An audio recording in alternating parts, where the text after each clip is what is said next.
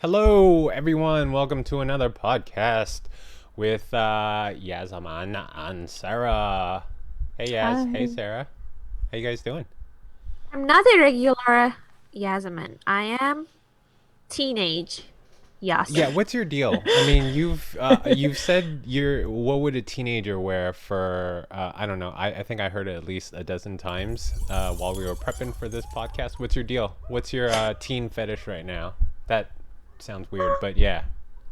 I thought it's relevant to our today's podcast, to be like a teenager. And basically, I think my Netflix account thinks that I am a teenager because it keeps suggesting me all these like sweet teenage dramas. So there must be something. Hmm. What other better occasion than today's podcast to look like a teenager? And why is that, Sarah? Do you have any idea what we're talking about today? Do I have an idea? Yeah. Do Uh, you have an idea? Maybe? Hmm. That's a You- softball throw to you to segue, but I'll take it. So Yaz is dressed like a okay. teenager because we are going to talk about the half of it today, which is a Netflix original movie starring some teens and stuff, right? So Mhm. there's the correlation. That was a swing and a miss, Sarah. Sorry. We'll get you there, Yeah, though. I'm not at the top of my game No today. worries. We'll get you there. We'll get you there soon enough. Yeah. Yeah. So, do you guys have any updates, or do you guys want to get into the podcast? Because, I'm gonna get pretty heated about this movie as well. Yeah, this movie Yeah, sucks. let's get into the Yeah, You want I'm to get topic into excited. it? Let's get in. because Yeah. you have a teenager here. Yo, let's Okay, roll. so are I are just I you can't deal with this. I can't deal with teenage Yaz. I'm sorry. It's just you're already bubbly and like awesome and energetic, uh, and then to amp it up with a little like sprinkle, a little teen spice, a little sprinkle dash of backwards hat Yaz is just too much to handle. you, Oh, really? you It don't want a is. peek of what Yasi was like as a teenager? I was nothing like this. I was so much into classical piano and like dance classes and like book clubs and like a lot of like nerdy classic stuff. Mm-hmm. And Okay, I that's think not that too dissimilar from the teen starring in the movie we watched. um but you know what? I was a very popular kid among my friends, especially Well, in like I would elementary. hope your friends would like you. Oh, so I have to give you a spoiler. I couldn't manage to keep most of my friends from back in middle school. So I guess they weren't as my connections or my friendships weren't as deep as I thought. Oh, So that's sad. yeah. Yeah, it's sad when you're not popular amongst your own friends. That's So popular. I had a lot of friends, but I couldn't manage to keep all those friendships, you know? And that's the thing. Um I feel like that it doesn't matter how many people or how many friends you have. If you can have like one close friend, that could be enough for the rest of your life. So it's not about the quantity, it's about the I don't quality. know. And I'd rather have a bunch of mediocre friends than one close friend. I mean, what if that close friend has COVID? Then I'm heartbroken. You know, if I have like 100 friends, right? Then move on to the next one. Guess Okay, but what what, if you Bob? have You've been like upgraded. You are number one now, Bob. I but you don't can know any have two Bobs. close friends, so if something happens to one, you still have one Yeah, but left. then there's the jealousy factor, right? Who's your best friend? Hey, if you get married, who's going to be your best man? Who's going to be And your then maid of you don't honor? you can have two best men. so You you don't know need to what? pick. Right on. I am so good with like I don't want to brag about myself, but I'm so good with making new friends that since I moved to US, I managed to like develop some really good connections with my friends here, and they even asked me to be their bridesmaid, which is like a surprising thing. So this summer I supposed to be in two weddings and standing in two next beautiful brides, but the courtesy of COVID-19, all those weddings have been canceled, and my dreams of being a bridesmaid, I know. Gee, unfortunately, thanks is gone. Obama for this COVID. It's all your fault. Yeah, Damn it. yeah, You it's need all his you fault. need to explain. Okay, so you're a great friend. We know that. And speaking of friendships, this is kind of relationships and friendships are at the heart of this movie. Hmm. The half of it. What did you guys know coming into it? Okay, coming into it, I was expecting to see a movie full of cliche and seeing like a queer teenager who doesn't know what she wants, and I thought it's about like, kind of like basically lesbian relationships, but it wasn't like that. So I was like surprised, and my heart was filled with a lot of nice and, let's say, So you didn't know anything going into it though? Did you watch a trailer? Did you hear about it from your before I friends? watched the trailer, I've heard from someone that, oh, it's about a lesbian teenager, and I was like, oh, okay, that might be interesting. But then I watched the trailer. The trailer wasn't as, telling. Like, you would get the vibe that you would get this vibe from the trailer that it's going to be something really positive and, I don't know, very uplifting. It was still an uplifting movie. I have no argument about that, but it was more challenging to watch it. It wasn't like a smooth storyline or like the type of very cliche. It still has some cliche parts in it, so it wasn't a cliche-free movie, teenage movie. But um, overall, I was surprised and satisfied, and I enjoyed watching it a lot. So, Nice. and it wasn't about just being a lesbian and like going after like your friend. So Yeah, I it didn't was, see this as a lesbian movie at all. But anyways, so yeah. So that's why Sarah, I want to hear from you should you. never. What did you hear about this movie going into it? Did you know anything at all? So not much. I heard that it was cute. And I had seen the trailer because Netflix recommended it to me. And it seems like one of those films like with a awkward teenager who's trying to figure out who she is. And I was like, oh, this seems like a nice, lighthearted thing to watch. Mhm. Did it meet your Yeah. expectations? It did. I enjoyed it. I thought it was cute, and there were a lot of parts where I was like, "Oh, they're so like adorable," um, Yeah, and yeah, I think I adorable enjoyed it. adorable is right there, right adjective for it. It just did. This movie Mhm. is adorable. It's very It's adorable. adorable. Okay, well, I was being obviously untruthful at the top of it by saying I hated this movie. I love this movie. I think it's charming, and there were a lot of, and we'll go into detail,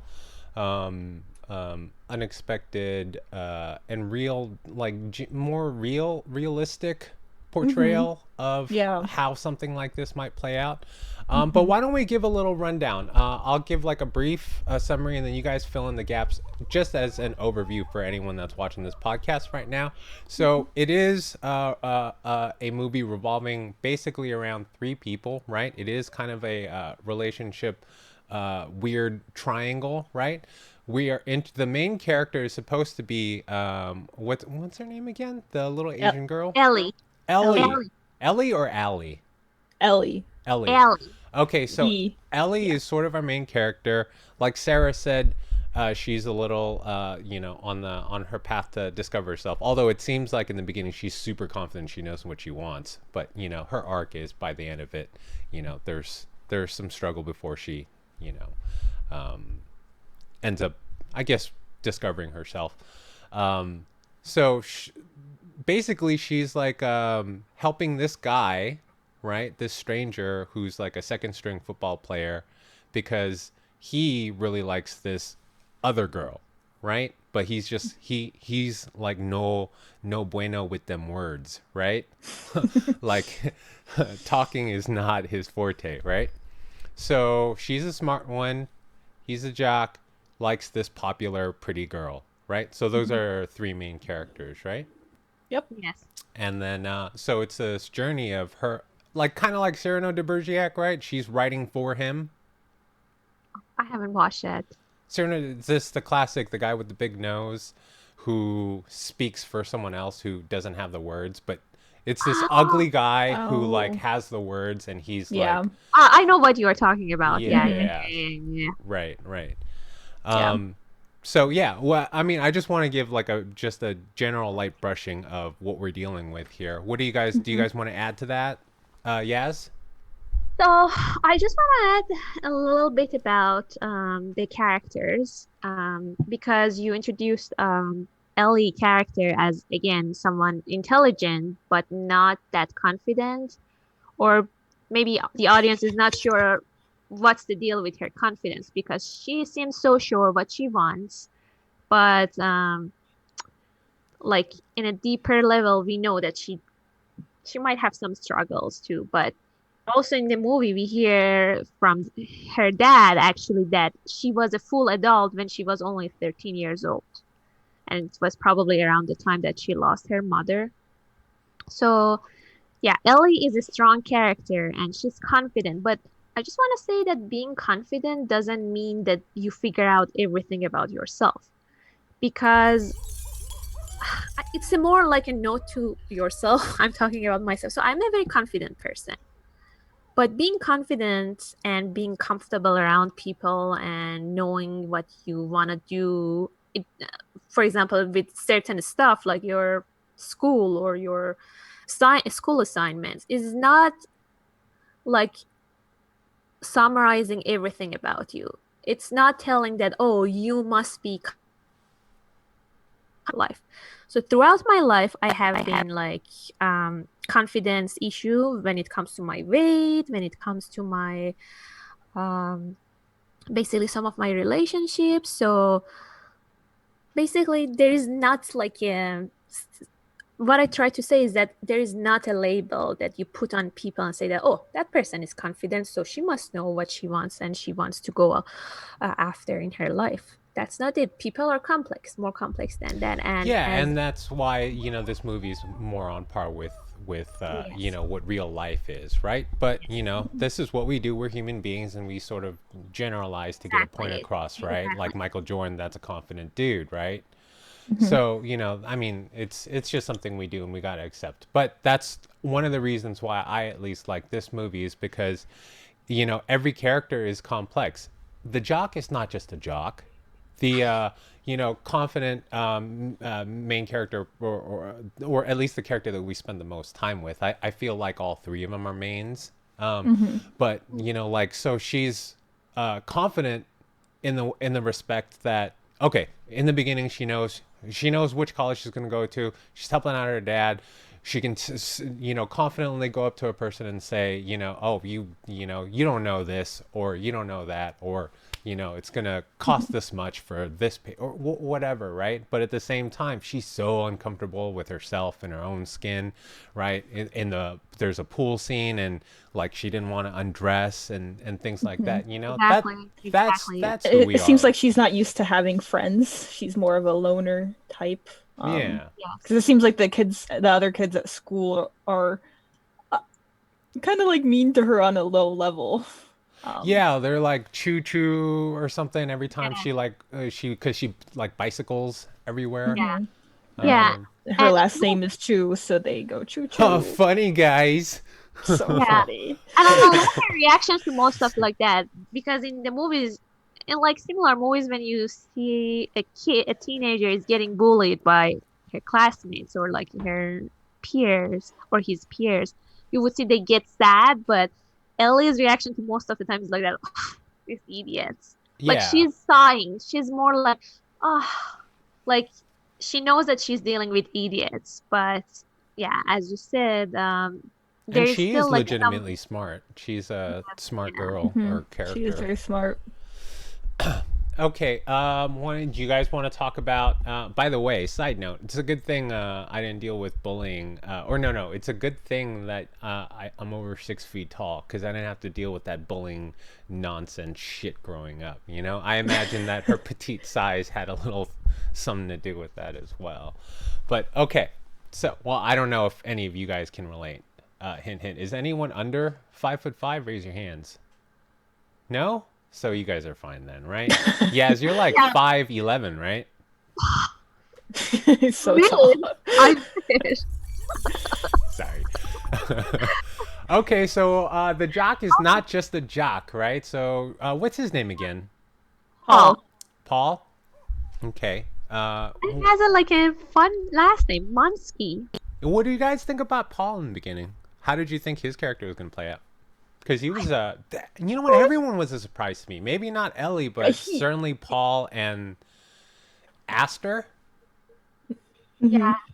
Aster is the most surprising character for me because she is not only this like, sweet, beautiful, popular girl, and she's not definitely a mean girl because you see a lot of times that the girls who are popular and they are dating like a popular guy on their school, they are kind of mean, but with Aster character, we see that she's more on a deeper side. She seems that although she is dating a very popular guy, she's not that happy, and she's also tries to figure out who she is and what she wants from her life. So she was also Right. surprising for me. Right. The most surprising part for me about her character was that, like, she so like obviously intelligent and loves reading all of these very intellectual books, and seems like she would not be the type to settle for the popular jock boyfriend that she knows that she has to know on some level that she's unhappy with.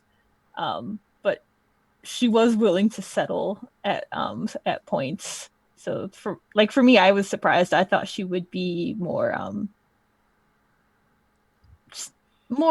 like know what she wants more, but I guess she's figuring out the same as the other characters. Yeah. Yeah, you would think she would have the confidence that maybe Ellie has, right? Based upon her quote unquote status. Okay, and then so let's go back to Paul then.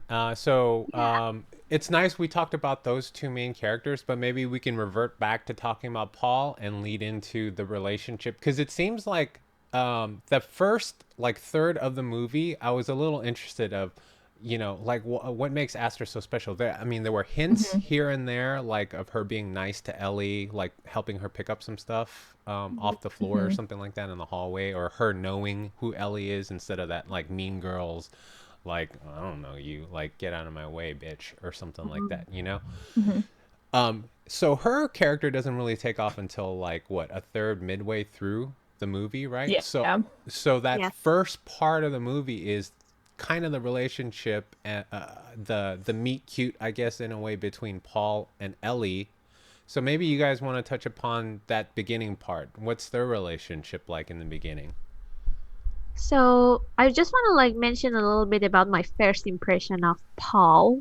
I thought he was so cute. Like, Yeah, talk about Paul. I'm just saying we'll lead into the relationship since we haven't so talked about Paul yet. obviously So he's not on a brighter. Not only we mentioned that he's not good with words, but audience will also like get this kind of vibe that he is not the brightest spark in the book, not that bright or like, let's say, intelligent, but this is a false thing.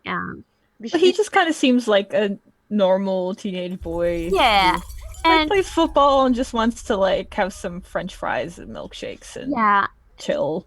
but there are like also signs but that he's got an amazing wrinkle and he is brilliant at something. which is cooking. Yes. Well, no, you guys got to be more specific. This motherfucker makes sausages. The taco sausage. He makes the taco sausage. All right, that's a super cool wrinkle, like, for a His character. family runs a sausage business. Yeah, and it's Yeah. failing, and they don't want to do Mhm. anything new because this recipe has been out for a while. So it's just so cool to see this teenage Paul dude that's just like, could you please try my taco sausage? Because I, it's I like how good. they I like how they slowly introduce the taco sausage. Yeah, Like yeah, he's yeah, just yeah. kind of standing there next to Ellie, be like, "Look what I And then made." the She's like, "Whatever." satisfaction when Ellie and her father finally take a bite, right, and they like it. Just the look on Oh, his face watching them enjoy the taco sausage is just like that was an awesome moment. that was so cute. Yeah. So in the beginning, we think that he's only like cute and maybe a little bit dumb and just like a common guy. But not much deeper. But more throughout the movie, we will learn that oh, he has a big heart and Yeah, he's a good maybe guy. you know what? Maybe that was a key there. That's a good work. Not I didn't feel that he was like dumb. I just didn't feel he wasn't deep. You know? Yeah. Yeah. So yeah, that's a good way of putting it. But yeah, you're right, Yaz. I mean, with all three characters, right? We get to learn a little bit more, and hope. Well, at least with me, fall more in love with them as the film goes on. hmm Yeah. Yeah. And the reason that we, in the first third of the movie, we see more of like Paul and Ellie is because at the beginning, Paul approached Ellie and asked Ellie to write him a letter to Aster Right. And she's because, For been money. like charging like she has a little side hustle in high school, which is cool. I had a little side hustle too. I used to sell pens. But her Pens? all right, look, I'm kind of ashamed of this, but I had like a group of friends who would like steal office supplies and they would have a bunch of pens. Now, I didn't want to steal them. Like I didn't want to accompany them to steal them, but they would give me these pens. And so at school, I would sell them for like, hey, you need a pen? Look, check out 4 colors, one pen, $1. That was my hustle. Because they would steal like the 4 color pens. Oh my So goodness. that was my hustle. She had obviously, bigger brain, so she was able to have a little business where she charges people and she would like write their essays or like do hmm homework, right? So she was already kind of known for doing that. So that's why Paul like chased her down one day, right? And then you were about to say yes.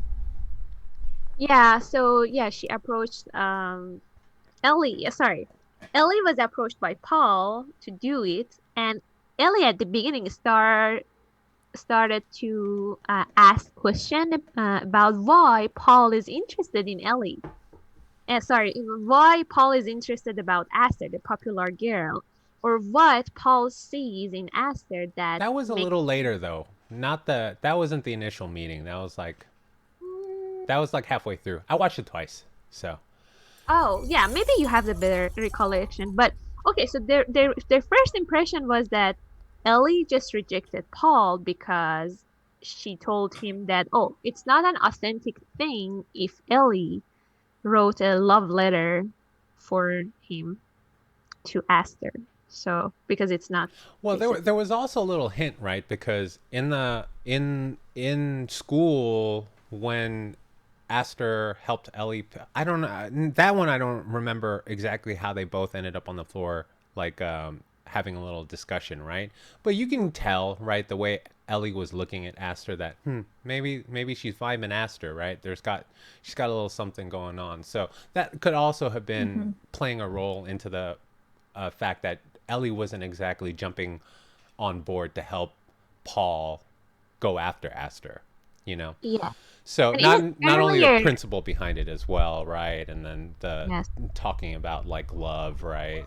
hmm And even earlier, we had earlier shots of Ellie in like a music room with her classmates, and Aster was singing a song, and Mm. that was the moment that Ellie, for the first time, was like kind of mesmerized by by Aster's beauty and the grace in her voice. So that was kind of like an aha moment for the audience at the very beginning that, oh, she might be into that girl. Like, Yeah, they said little seeds. So her singing, and then that interaction. There was yes, another scene where there was a reflection through the bathroom mirror, right, where Ellie mhm, kept on, glancing at her, not knowing what to say, and there yes, were these like glances from Aster as well. mhm, So they were obviously dropping hints, but so Paul asks Ellie to basically write this really nice love letter because he's not good with words, right? yeah, Mm-hmm. And hesitation in the beginning. However, she gets this like phone call saying, "Hey, something's about to be cut off if you don't pay your $50 bill," right? Like mhm, Yeah, the power company. power company. Yeah, so I mean, she really did have to grow up fast because she's helping taking care of her dad and so she lives at home, single parent. Mom lost her mom at an early age, right? Dad had a PhD, but he was from China or Hong Kong. China. China. China. He was from China, and his English is, I guess, maybe on Paul's level, so not so good, right? And then so it was hard for him to work. So he was like an engineer or something like that, right? And had a Yes, PhD, but it's hard for them for his dad, for her dad. So there's this bill. So she says, F it. All right, I'll do it. $50. Hmm. yeah, and Paul right on accepted it because he wanted so bad Well, of to course go on he a date. asked, right? He spent So a lot of money. oh yeah, because it was like $50 a pop, right? There was like Yeah, they wrote a there were lot a of few letters. letters. Well, because that first letter, right? What was the so she goes ahead, writes the letter, seals it up, right? So Paul can't even read it, and he was like, I trust you," you know. Yeah, you Uh, must be smart. yeah, yeah, Hmm. yeah, yeah. And they get a response, right? So what was that response from Aster? So earlier, we saw her in a little bit of a struggle on what to write. So she was watching a movie actually with her dad, and Ellie was kind of inspired with one of the quotes from a movie. A classic movie. Yeah, classic movie. So she kind of plagiarized that movie. And because Aster is such a obviously talented and also smart girl, she noticed that, oh, some parts of the letter is not actually um, Paul's word, and it's a plagiarism piece of work. So And Paul looked up the word plagiarized and was furious. So funny.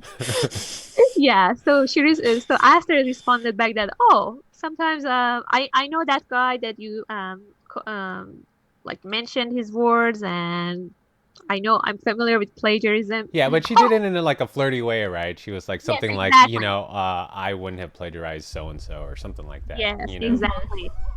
So Paul thought at the beginning that he's doomed because he Because he got looked up the word and you cheated. yeah, but I Ellie didn't pay was you like to that. cheat. No, this is just like a good thing. This is like a good thing. Exactly. It was basically a flirty Yeah, like yeah. scene. And they continued the conversation. I think one of the sweetest scenes that initial back and forth letter, because she convinces him, and I think she was going to do it for free too, but she convinces him this is a good thing. We Mhm, just need to Hmm. respond back. mhm. But I thought one of the cutest things was the back and forth on the spray painting. Like so Mm. Oh, Esther in one of her letters talks about how so Esther's backstory and character development starts. Well, it starts with the singing, right? That's a cool thing. But she was also an artist, right? Who used to paint, gave it up, and she was describing to Ellie about like the five brushstroke theory, right? It's like what makes a Mhm. great painting from a good painting are five brushstrokes, mhm. right? Five bold brushstrokes.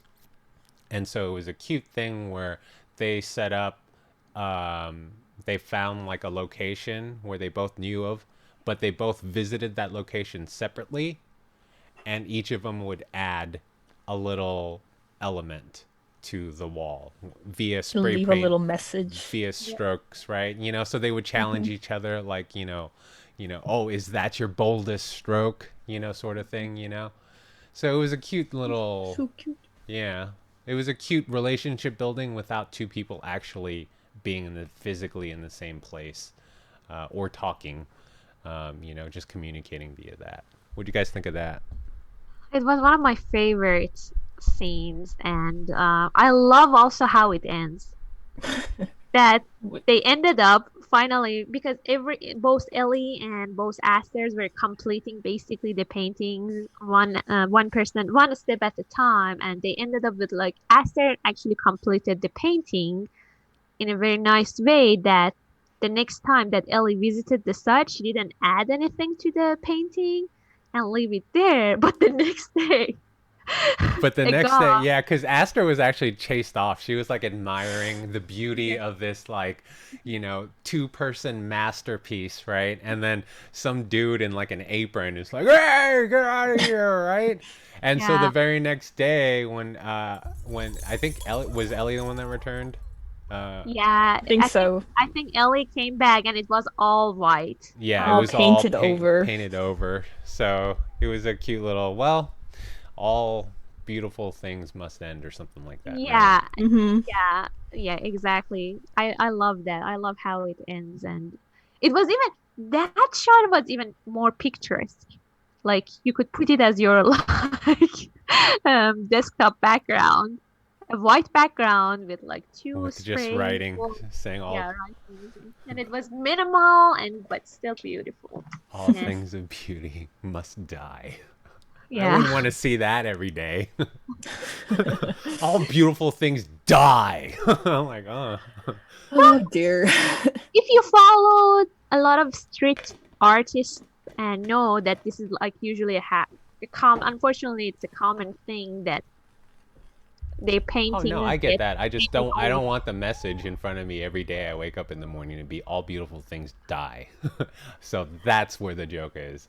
Okay, so what happens next then? This is a beautiful like exchange. There's without Astra knowing it, she has Mm, chemistry with Ellie. And yeah. Ellie obviously knows it because she's filling in for she's pinch hitting for Paul, Yeah, essentially. through this letter sequence where Hmm. they exchanged Yeah. lots of Oh, letters. can someone tell me this was also fun for me too? Oh my god, just comedic genius. Someone please describe to me because I want to relive it. Uh, Paul handing Ellie his first draft of the letter.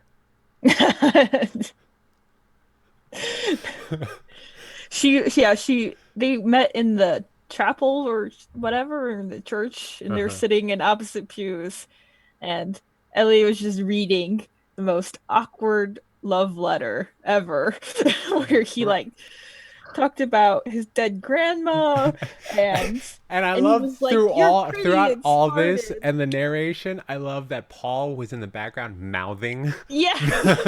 Yeah.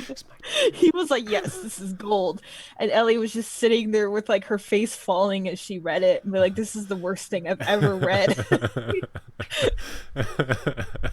And I think That was adorable.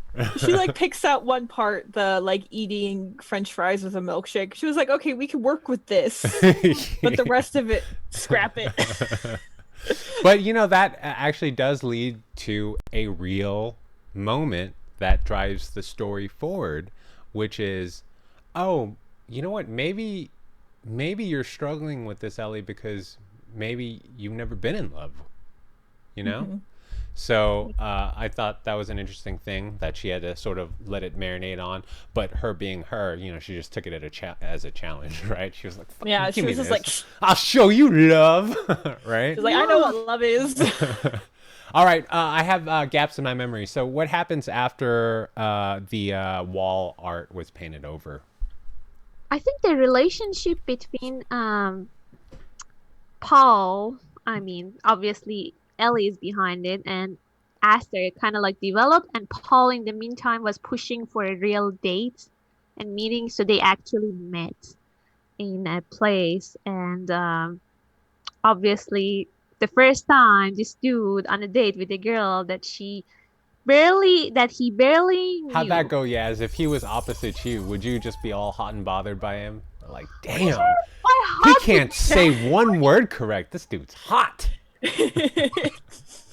Yeah, actually, I thought that was very cute and hot. Yeah, It was so awkward. It straight up reminded me of, you know what's weird is I had two girlfriends before I had like real official dates. My first real official date, I was fucking Paul. I was like, oh, it hurts. It hurts to see you like this, Paul. I was just like sinking lower and lower. I was like, no. it was the disaster date because Aster had another image of Paul in her mind, Yeah, and because 'Cause Elliot all- and Paul are totally different people. Yeah, and Yeah. all Esther knows is what she's been getting through the letters and the ghost messages, right? yes. Yeah. Because So then that- Ellie ends But- up getting Aster's. This is a plot point. I'll just say it really quickly. Aster ends up getting Ellie's like ghost phone number so that they could privately message each other, and she's doing that to help Paul. You know, she's not doing it behind his back. Paul knows what's up, and Yeah. you know, he just not good with words again. So. All right, so they're on this date. Yaz thinks Paul is Which hot. Ellie is listening into through Paul's phone. And sitting in the truck outside the diner. Right, just like fucking, like, what are you doing? Nazis. Fuck. Fuck. It's so great. And Yeah. he just keeps on like drinking that milkshake, just doesn't know what to do. He was like super confident too, like, it's a date. I got it. It's just hanging out. Yeah. And Ellie's just like, what is And hanging he out? was like, it's not going to be a book report. And the first thing Aster does is like push a book across the table, right? When they sit down for their is that date. when he says, I like Nazis? Yeah. Like, some shit like that. It's so awkward. Yeah. And she's like, oh, okay. She's obviously confused, right? But, you know. Yeah, he gets confused by the book because Ellie was like coaching him on things to say and like different books and movies, and he just blurts something out that he doesn't mean. Terrible. It was so funny. It was so funny. Terrible, but hilarious. Yeah. What's up, It Yaz? was hilarious. It was hilarious. And again, if that dude was in front of me, I would just jump and hug her and jump him and jump and You would hug jump him? You would jump his bones, Yaz? That did it for you? Oh. When he said he likes Nazis, you were like, oh, shit. Before he mentions the Nazis word, prior to that, everything he was doing, he was just struggling to make a conversation. And in this scene, we learn actually that he has the actual problem with like initiating a meaningful conversation. So that's why later on, we will see Ellie has now to coach Paul how to guide a conversation with another person. And they are doing that by like playing a ping pong. And what Ellie tries to do in this scene is just to use the ping pong as a metaphor that how two people should like basically hand each other out the ball or the thread of thoughts in order to form a meaningful conversation. And the first thing Paul did was like that, hit the ball, smash the ball so hard. He just Yeah. rocketed. Yeah. Definitely. I love a lot of details about this movie. And for example, the ping pong shot was just like something cute, a nice detail. And I love the dynamic between the two. First of all, he's super tall, right? The contrast is he's super tall, she's super short. He's white, she's Asian. He's smart, or she's smart, he's not necessarily smart, right? And then, I was like leading up to this to bring the ultimate contrast, and I forgot what that was because my brain hit a pothole. So I'm Okay. with Paul, basically. I'm on his You're level. Paul. But I love that dynamic because, like, even though she's like this tiny girl, like she talks to him, like you like the alpha. Basically, she is the alpha in that relationship, in that dynamic between her and Paul. And I loved, like, I'm a big fan of like training montages and like fight movies and stuff, like Rocky and stuff, punching meat, jogging and stuff.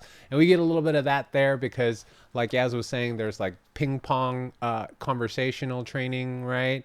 Paul is always running, which becomes a secondary or a thirdary story. Mhm. He's running after her, Ellie, as she's riding her bike. Yeah, Ellie's always biking everywhere, and so Paul's always chasing. That pays off later on in the movie, but Yeah. But but I really love these scenes after the awkward first date with Paul and Aster when you really see Ellie and Paul's friendship start to deepen, and it's deepen really and cute. grow and become real and genuine. There were so many Mhm. moments that I liked. I'll tell you one, and then Yaz, tell me one. One of my favorite scenes was um, Ellie writing a song and playing guitar in her room. It just so happens that Paul works across the street, and one Yeah. night after taking out the garbage, he looks up at Ellie's window, and he just has a genuine smile about how talented his friend is and how beautiful this song that he hears coming out of the window from her.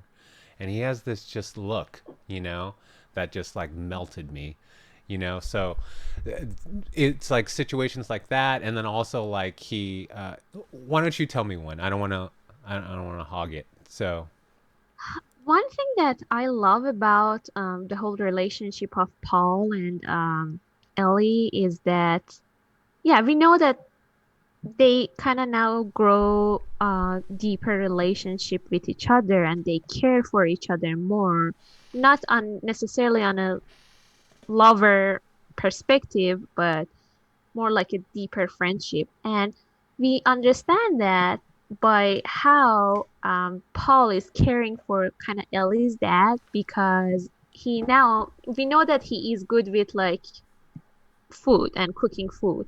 So actually, one day he opened the spice cabinets in Ellie's house, and he found out about that they are using some Chinese spices. five And spice. yeah, and he drove like three, I don't know how many hours, a very long distance, to get like some Asian grocery for them. And he was also showing compassion toward Ellie's father, which is like very nice. So those moments were my favorite scenes also that I really like. Oh, it's I like so cute. Ellie's father too. Like Yeah. I didn't watch it so I have no idea what the hell he was talking about because he was speaking in Chinese. Oh, you didn't have the subtitles on? No, I ran through it. I was like, I don't need it. I get the gist. But I don't know exactly what he was saying, other than the fact that I recognize him from The Matrix. Oh yeah. So I was like, yeah, do kung fu now, please. But Yeah. it's not that type of movie. But I thought he was like super cute. I love, how like he was a little wary at Paul. At first, like, who is this dude?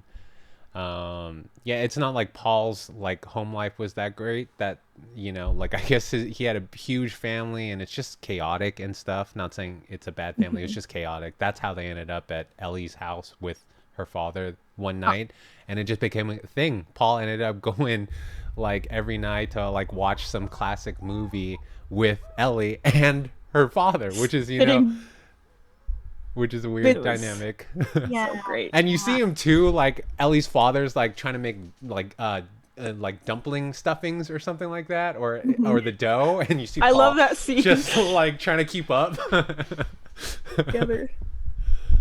It's so adorable. And another one of my another favorite shot, which is also another seed for another scene in the movie, is that one time Paul were watching this movie about a guy chasing a girl on a train.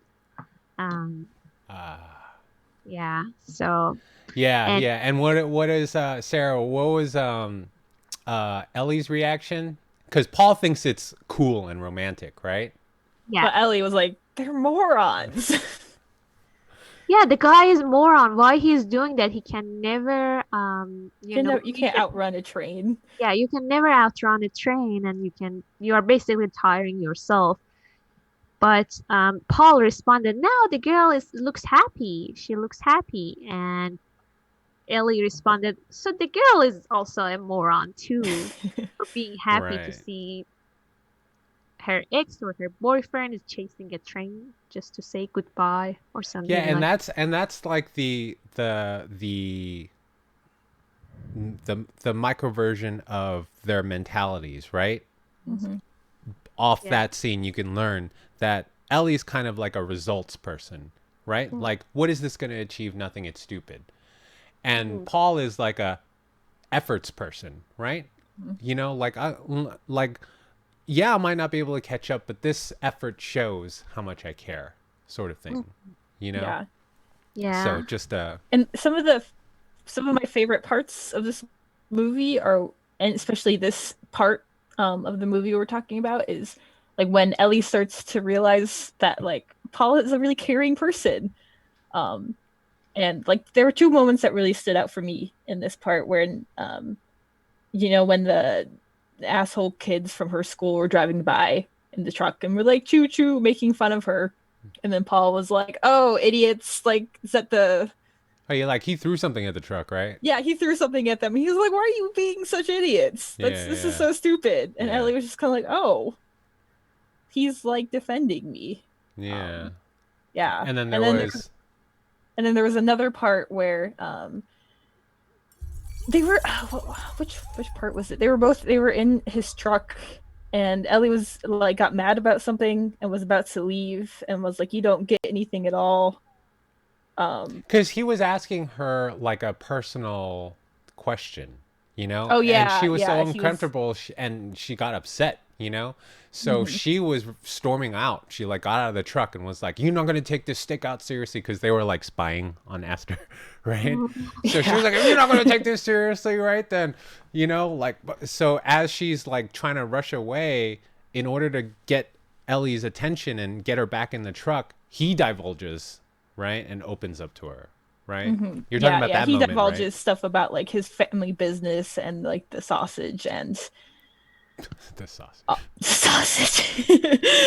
Yeah, and how he like does he wants to change the recipe, but he doesn't want to because he knows it'll like break his mother's heart.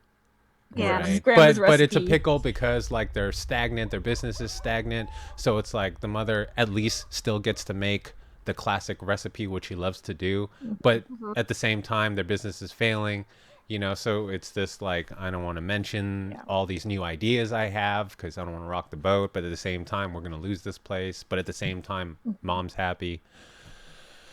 Yeah, So and then I think Ellie really realizes that even though Paul's not very eloquent, he's actually he's very empathetic and good at understanding other people's yeah, feelings. definitely EQ off the charts, right?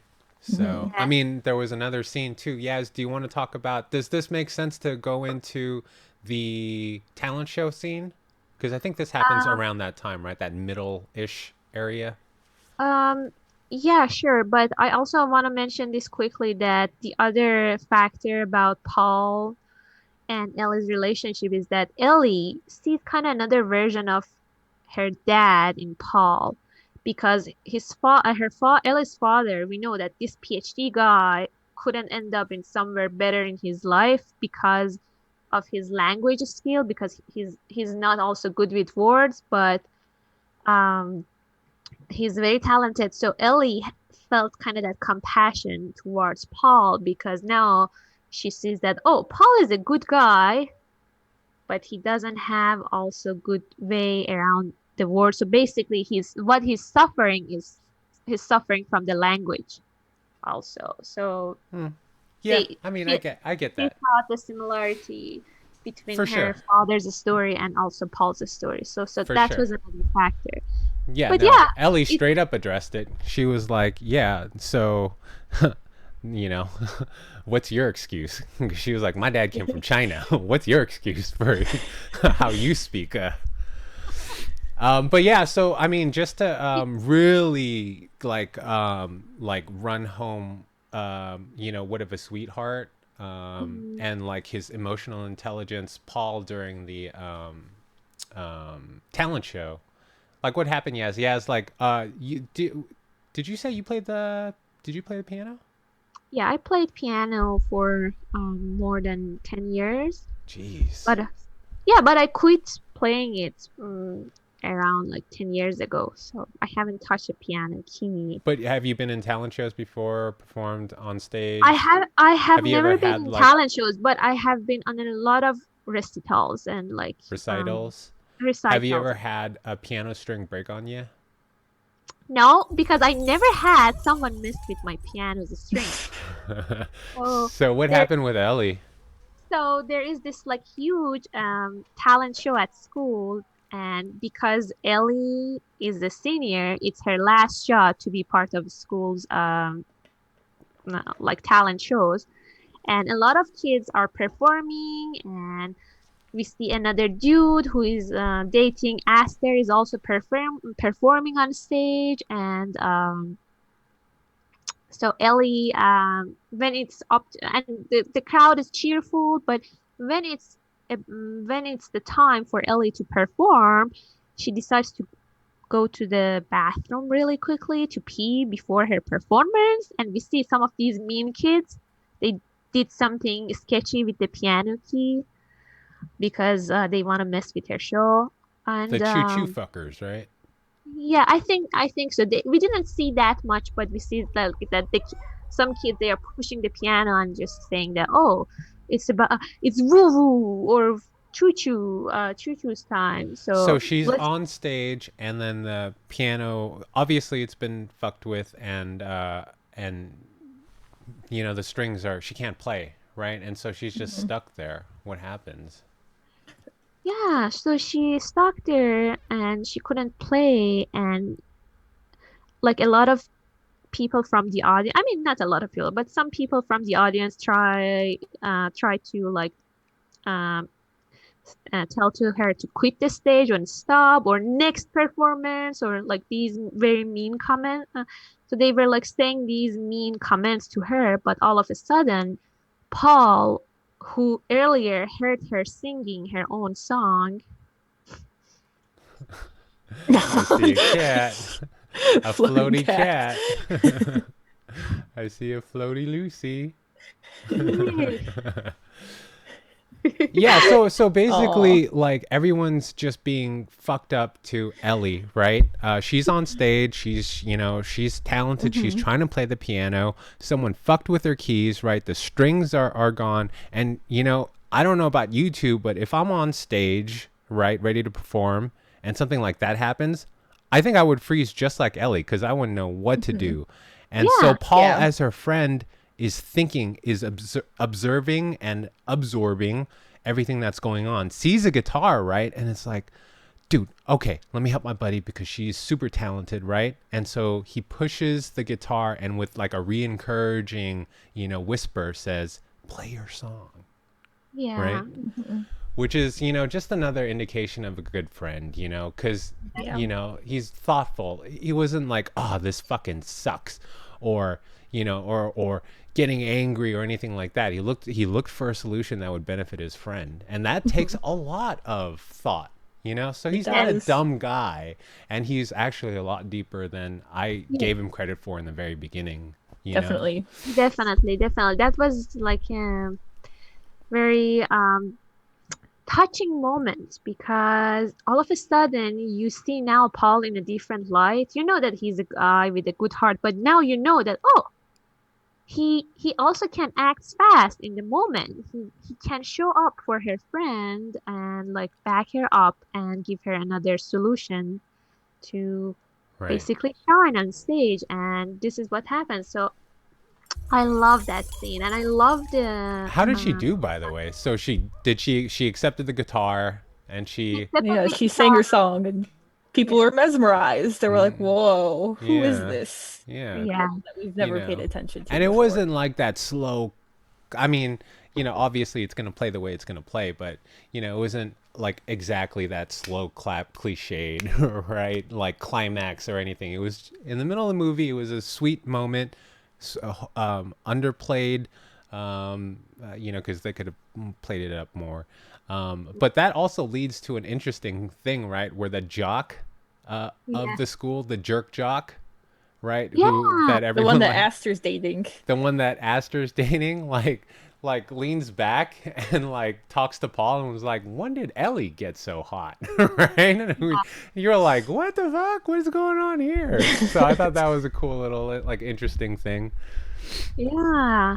And I really like that, and I really like this like small details about how an underdog now can like become someone a star on stage because now she has a friend behind her back. Right. Maybe if all the way in the past, she could have a friendship, a meaningful friendship, and a support of like her friends or her classmates, different persona. But because she didn't have, she was basically deprived of a friendship. She couldn't be true herself, and she was kind of shy about her own talents Yeah. and showing off her talents. So I really like that, and I enjoyed watching that. And I hope you guys excuse Lucy's coming into the scene Oh yeah, no, no, no, no, and not at stole the all. show. I always want to see Lucy. Yeah, Lucy Navid, always welcome. Hmm. Yeah, yeah, yeah. Did he watch the half of it?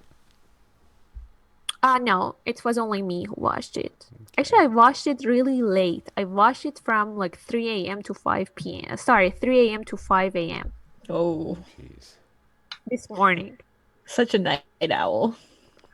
Yeah. Yeah, it's not But it good was, for your immune system. You got to get some good long no, sleep. I know, but yeah, but the whole COVID situation messed with my sleep schedule. Not that I was like really productive before quarantine, but I know, but it's a weird like thing, right? Because like it's messing with people's sleep, but sleep, it's causing stress and anxiety and it's messing with people's sleep because of, the stress and the anxiety. But getting sleep is so crucial for your immune system that and what is the coronavirus or COVID-19 do? I mean, it's fucking detrimental for people with compromised immune systems. So, yeah. point is, yes, thank you for watching the movie, but try and get some sleep. Jeez. Try and get your circadian rhythm back in It's order. not my fault. The movie was so good. I told myself that okay, I will only watch like 20 minutes, first 20 minutes of it, or first half of it. And it was so good that I couldn't stop. It was cute. You know, it has a nice emotional flow that I didn't want to interrupt my emotional journey with the movie, you know? Right. I had a little bit, though I have to say, I had a little bit of problem with the pacing of the whole thing. Like, Okay, do you want to table that until we just we'll wrap yeah, up the yeah. overview really quickly cuz we recommend we don't want to spoil it for people. We want people to watch it. Hopefully people who are watching this have probably already seen it or know enough from our conversation thus far to pause, go watch the entire thing and then come back because we Yeah. haven't given Yes. away the rest of the story, which is like going to be somewhat surprising and unpredictable. So like so what happens after the talent show? Let's wrap up the so that relationship is good and it's strong between Paul and between Ellie. And I think around this time is when and the reason why I remember it is because I was asking myself this: great, but I don't have enough reasons why these two people like Esther. I mean, I get it. She's cool. She's pretty, but I need more reasons, right? And Ellie actually asks Paul, "Well, why? Wait, why do you even like her?" Right? Yeah. So can someone tell me like how did that go? Did Paul have like what was Paul's response and what plays out afterwards that gets Paul sort of thinking twice? So actually, I think it was a little bit earlier than the climax of the talent show, but I am going to tell you why Paul thinks that he loves Aster, and his reasons were like basically very simple because he thinks that Aster is beautiful. He thinks that Aster is not mean, and she's a smart girl. And And smells basically, like And that's something. he also says that he like in the morning he wakes up and thinks about her and he thinks about her all the time. And he's like, isn't that what love is? You're always thinking about someone. and there was another thing. Aster smells like flesh flour, uh, f- fresh bread, basically something like that, and it was very cute. I think that Paul sees everything in terms of food. So yeah, basically his reasons weren't that deep in the eyes of Ellie, because Well, Ellie, the we know. important part of this scene, right, is Ellie, after hearing this, and after Paul saying, well, I mean, well, what do you think or whatever, and then Ellie is like, oh, I don't know, you could have said something like, and then she just gets in her own thought of reasons why someone might like Aster, right? And it's slowly kind of, solidified that, hey, I mean, these are genuine feelings that Ellie's revealing, about Mhm. Aster, about how she feels about Aster, right? So that's when, that triangle gets, Yeah. just re-solidified, that, hey, this might be working well for Paul at the moment, but Ellie's Ellie might be going down a rabbit hole that she didn't intend on. Yeah, exactly, exactly. Yeah. And Paul's kind of like shocked by the things that Ellie says because he's like, "Oh, wow, I'm such an idiot. These are like real feelings Right. that you're expressing." Yeah. Yeah, yeah, I like the way he admits that he's an idiot and now he's a moron, and Ellie felt a little bit bad. She felt bad that now Paul thinks that he's an idiot. So it was like also sweet. Right. But they get over it quick because, Mhm. Ellie admits that, hey, if love isn't, all the effort that you put into it, then what is love? And of all the people I know, with the possible exception of my dad when he was trying to get my mom, you try the most out of anyone I've ever met, right? Hey, that Yeah. counts for something. That is persistence. Yes, I exactly. mean, that's Mhm. you can't knock the power of persistence. Okay, so what happens next? So now we are in the going back to the original timeline. After It the wasn't. show. I mean, it was around that middle part, so Oh we're yeah, yeah, not yeah, that far off. yeah, So, yeah, yeah. but No. we do get a little bit more of Aster, right? Do you want to talk about Yeah, her? we get a second Paul and Aster date, right? Is that Yeah, around but here? it was before the talent show. Yeah, we get Oh. because they kiss before the show, I think. So I hope that I'm not too off, but yeah, before the show, before the talent show, Paul and Aster went on another date, and it was not that great until um, basically Ellie stepped in and took the lead of the conversation by starting messaging as texting Aster while both Paul and Aster were on like a table. And No, that part had me in tears. It was so funny. yeah, it was very funny. It was a very funny thing. So So it was just as awkward a beginning to this second date as was the first date.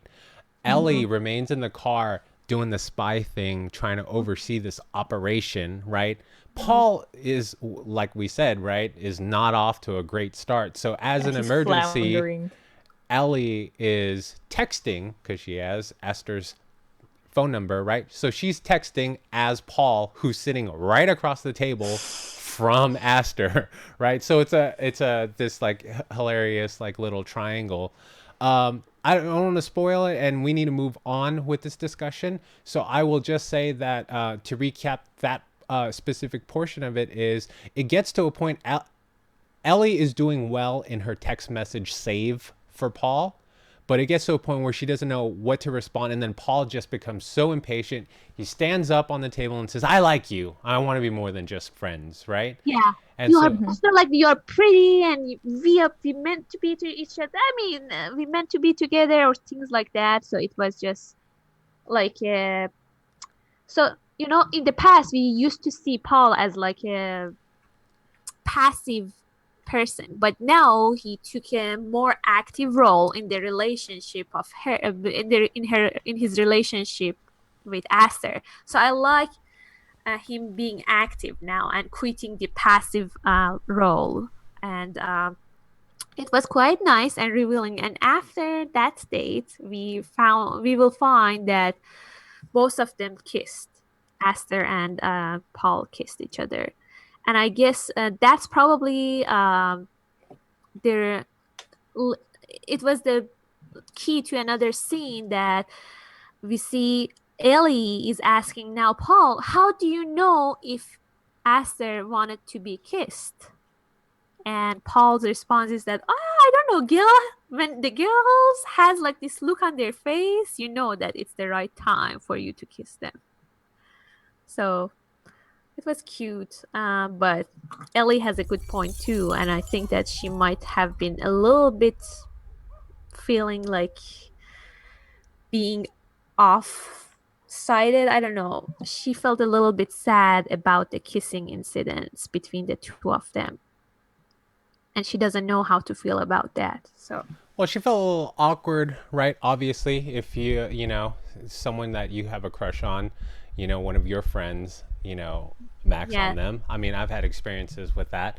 So, I mean, I think any human being would react a little awkward. I think the good thing is though is that at this point in the relationship between Ellie and Paul is I think Ellie is choosing at this point the friendship Mhm. with Paul, right? Because she's Mhm. texting Aster one time late at night and is just like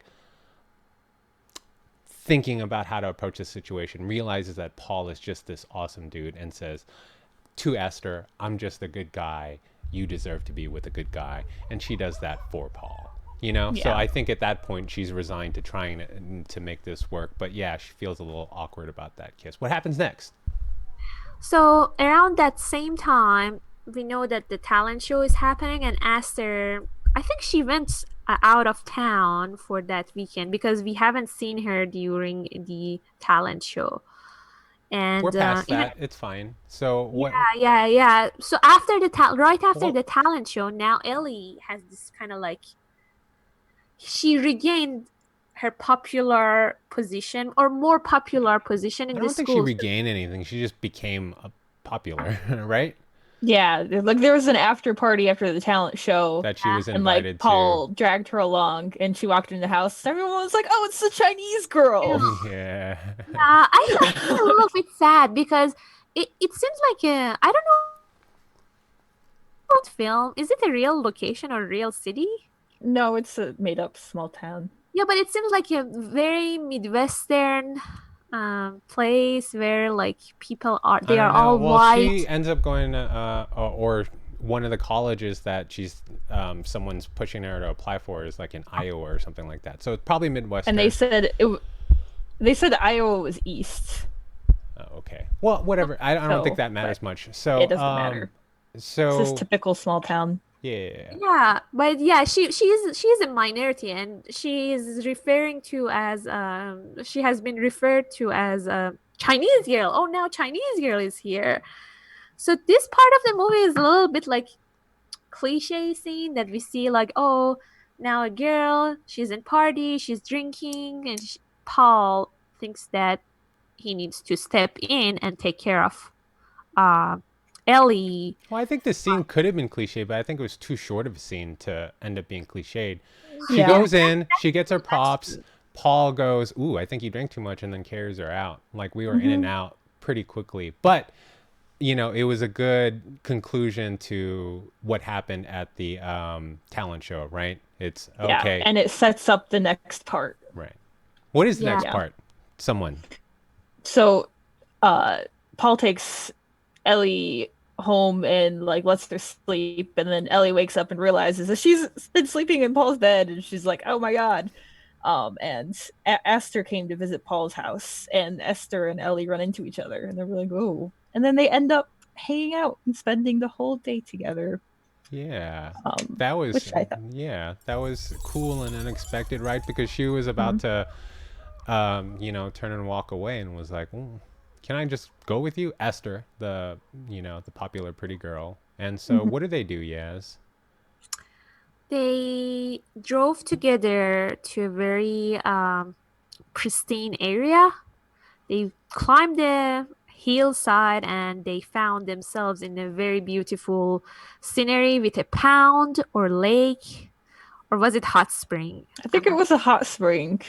Yeah, so they found themselves in a very beautiful scenery, and all of a sudden, Aster took her clothes off and she went into the spring. And Ellie was so shy; she couldn't even look at she couldn't even look at Aster, and she was shy and she tried to not look when Aster is like getting naked or semi naked.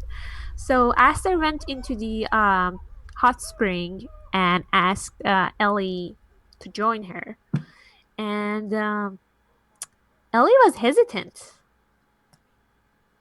I think that I don't know psychologically what was happening in her mind, but I think that it was a it must be an really overwhelming moment for her because now Ellie finds herself in a very intimate moment with a girl that she has crush on, but Yeah, I mean, the anybody would other be girl doesn't know. embarrassed. The other girl Yeah. doesn't know. I mean, And yeah. Okay. and also I think that Ellie must feel a little bit like guilty because basically what Ellie and Paul are doing to Aster is not a sincere thing. They are like pretending and conceiving, and they are trying to, con her in a way. Well, So, they're not doing it with ill intentions. Yeah. I think but I it is still No, just I an agree odd. with both of you. I agree that there's guilt because one, Ellie is spending time with the chick that she likes, that she knows her close friend Paul likes, and she's been Oh helping yeah, Paul try and that. get this girl this whole time. You know what I Yeah. mean? And and I think aside from that too, Sarah, I hit another pothole. What were you saying? I also agreed with what you said. Wait, okay, what Oh, was you yeah, it would saying? be crazy for anyone in that situation, you know? Yeah, Like, it doesn't matter the circumstance. If I like someone, we're both like in the same vicinity and we're both going to hop into this pool. I'm getting nervous. yeah, like almost naked. I would also be like, ah! I would be like, "Yeah, you better turn around now until I get in the water. I will give you the okay." And then she Right? gets in the water with like her shirt on, I'm and just Aster's kidding. just kind of like, No. That was actually like quite funny, right? It's because yeah, it was. you don't hear anything. The camera pans, right, and focuses on the fact that Aster turns around, right? So when she turns back around, you see Ellie, right, and she's got her shirt on, and she's like, "What the fuck? Did you take anything off?" You know? And then it was like doubly cool because they have a beautiful moment. They're talking, they're discussing they're bonding. You know, they obviously have some sort of chemistry. They're both staring up into the sky, and when the camera pans out, it's revealed somehow Aster is also wearing a t-shirt too. You know, just to make her feel Ellie, Yeah, like kind of feel comfortable. comfortable. You know, so that's just Yeah, it's so cute. a It little was very cute little cute. thing. Yeah. And I Okay. think it was that scene that Aster opens up to Ellie and told Ellie that basically she's not sure what she wants. She doesn't know if she has to marry that like popular dude at school. On a side Yeah, note, is she technically cheating on Trig? Tri- Trig. Yeah, Very- yeah, she's cheating on her popular boyfriend. yeah. Yeah. Well, no, she was under the impression, or I don't know if she was under the impression, but she was like, okay, yes, Paul, friends. Yes, they are friends. She Yeah, just kept saying exactly. friends to him, but she did start cheating, I think, when they kissed. Yeah. The kiss and maybe the holding hands might be crossing the line. Depends on the relationship and shit. But Yeah. the kiss is probably a line that I would Hmm. have to draw. Would you two be okay if your significant other was holding hands with someone other than you? It No? I depends on, will. it depends on the context, I think. It in And no who it is. circumstances, in no way, I'm going to let my Navid hold hand with another soul on planet. If it's Lucy, What if I wanted Naveed to guide me through a busy crowd? Because he's so strong. But I are you think blind? If you are blind, yeah, He can hold your hand. Friends can hold hands too. I hold hands with some of my friends. It's so weird, the culture server. I forgot what country, but a friend of mine was telling me that it's commonplace for like two dudes to like interlock pinkies as they're walking down the street. Oh yeah, I've heard that about You know, just other different countries. cultures. I'm not gonna Yeah. poo-poo it. I just, that's a different thing. Okay, so that was a little tangent. Nice to know. Yaz, you would kill Naveed and probably whoever tried to hold Naveed's hand. So note to self: do not try and hold Naveed's hand. Sarah, depends on the context. Not try to kiss him. Holding hands is a lot different than kissing. Okay, so okay. The relationship is complex. They're also like Yeah. like in high school, right? So Yeah, they're high school seniors. I'm not gonna hold her to this cheating account. I was just wondering. I don't want to defend Aster, but it seems like that this popular dude was also hanging around with a lot of other girls. So he has another girlfriends. Yeah, of he some tried to sort. mac on our girl Ellie. Fucking Yeah, stalked her one night, right? So, but then her dad sprayed a water hose at him Yeah. You just see this stream, like, from the window. and then next scene you see, Oh. in the house you see as Ellie's dad turn around holding the sprinkler. Yeah, it was just well cut there. That was so good. Yeah, that was a that was a weird thing. So it's not like he was like some perfect soul either. But we got a chance to know Esther. They spent the day together. That thing happened where the popular jerk Trig tried to kiss Ellie, and then Yeah, what because one? he thought he was like, "Oh, Ellie, I know you have a crush on me." Yeah, just something stupid. narcissistic dude. Yeah, not worth our time. Yeah. Okay, so what goes on? We're gonna try and wrap this up so we can talk about like some of the issues like Yaz that you might have had with it, and then our some of the things we liked, the top 3 reasons why we liked it or whatever, and then we'll wrap it up. So we're near the end of the movie, right? Yeah, we are near the end of the movie, and I think it's proper to discuss the church scene. Hmm. As You want I to do think- it? who wants to do it, Sarah? Me. You haven't talked. Anybody? Okay, the church scene is like the climax of the movie, and are we're giving like spoilers, right? Yeah. Okay, yeah, so hopefully right you before the fuckers church- out there who haven't seen it have left to watch it. Actually, did this happen before the church scene, Sarah? Yeah, there's an important scene before the church scene that Are you sets talking it about up. with P&E, P&E? Paul and Ellie? Oh yes. Okay. Yeah. Can you tell us about that? So they're at Paul has a football game, and they don't win the football game, but they score points. For Yeah, the because first time by in, the like, way, all that running something. after Ellie on her bike has turned Paul into a fucking beast on the field. he is fast. He's super fast by the end of this movie. In the beginning of the movie, he's out of breath. By the end of it, this dude's like fucking Usain Bolt, right? It's so great. Yeah, so he scores some points for the team. So he's like the hero of the high school and whatnot. And they have the scene right after the game is over, and Ellie went to a vending machine to get some drinks. The Yakult Asian drinks. drink, the yogu Asian drink. thing. So Yeah. good. I love those drinks. Yeah. Yeah, she has like an armful, and like Paul comes over and is like talking to her. And, like, she's also like, she's like, wait, and he's my hands are pouring it full. for her. Open the bottle for me and help me. And you just So think he, in like opens the in like bottle. another world, like they would make such a cute couple, But They would. anyways, so Yeah. okay, so Yeah. So he like gives her the drink, and then all of a sudden he like goes for a kiss. And she like tosses all the Yakult bottles, and I was like, oh no, there's one open and they spilled it. that was yeah, that's where your brain was at, right, Sarah? Yeah, that's where my brain was at. Don't waste Asian treats like that. I was like, how could you waste Yeah. a good drink? So he tried to kiss her, and he was like, didn't you want to be kissed? Because you can kind of like, they've been building it up a little bit that Paul might also have feelings for Ellie. Yeah, Romantic they did. feelings. They set that up Yeah. with like And- looks and just behaviors. Like, what could be the like for those two people? What's the worst thing that could happen in that moment? That they're Esther crushed. saw.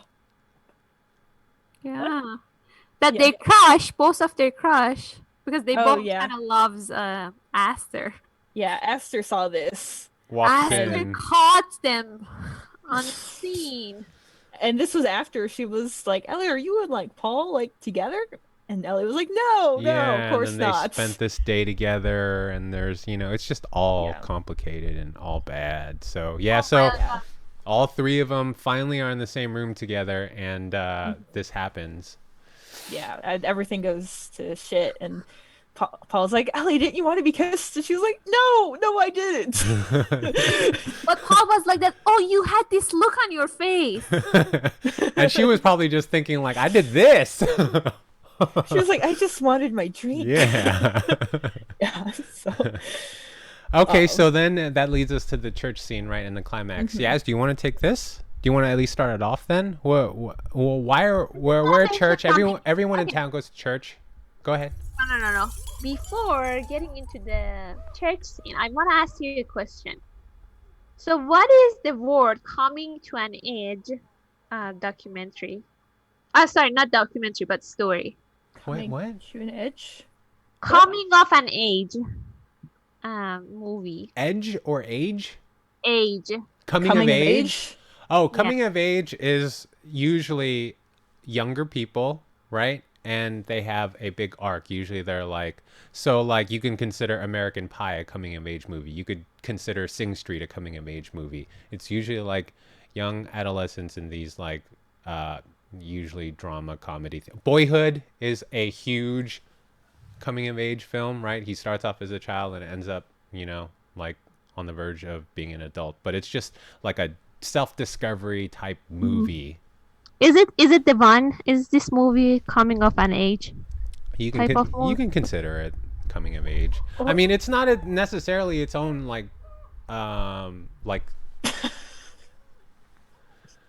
What is going on? yeah, I don't know. You're like up with Nazis now. Just came of an age.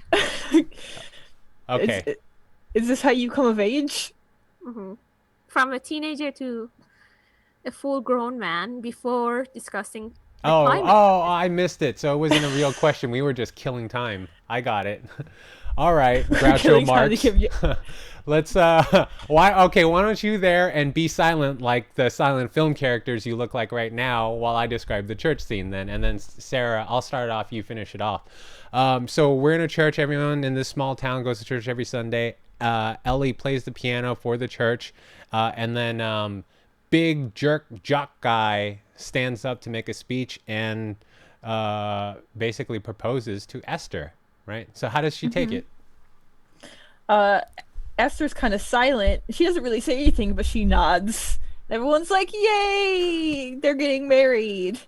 But then who stands up first? Ellie stands up first? I think it was Ellie who says no. Yeah, Ellie stands up. Ellie's up in the balcony playing the piano, and she like stands up and screams no, and everyone like turns up and looks at her. And then she like fumbles and she's like, this isn't, did she say this isn't what you want? Or she's trying to say something about love. And well, she's struggling, just like we were describing, this scene. And so she walks downstairs and and then goes on. Mm-hmm.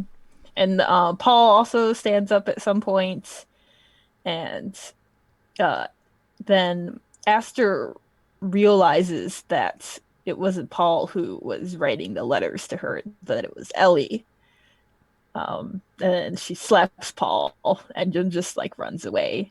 Yeah.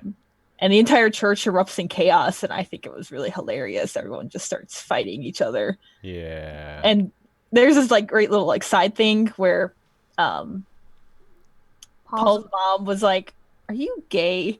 He's like, "No." She's like, "Oh, okay." No. Like, well. She was like, "It doesn't matter if you are, but I have to ask you, are you gay?" Right? And and Paul's like, "No, but I might want to change the sausage recipe." And his mom's like, "What, are you fucking insane?" Right? Like unacceptable. Yeah. So yeah, that was brilliant. Yeah. That was awesome. Like, I don't give a fuck about that. You want to change the sausage recipe? It's okay for it's like him to be gay in this small conservative Yeah, maybe we small can touch town, more but not change the about that. recipe. Oh yeah. But maybe Yeah. we could just talk about that in a more general aspect to recap at the end of this.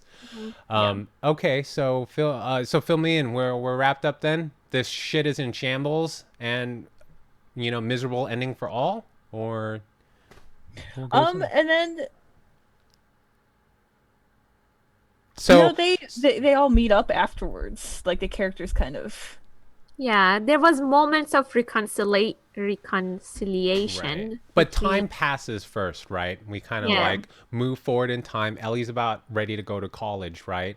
So she and she does end up taking the teacher's advice and goes to like some other college. Greenville? Yeah, Greenville in Iowa. Yeah, she Or gets out Indiana or of the something. small town. Yeah, she decides to leave the small town, right? So she does go to visit Aster somewhere. She just knew where Aster was going to be. Maybe she was like leaving work from her cafe or something like that, and was walking down the stairs, and they have like a cordial exchange, and Esther's about to like walk off, and then what happens? Anybody? Yasi, you want to take it? Yes.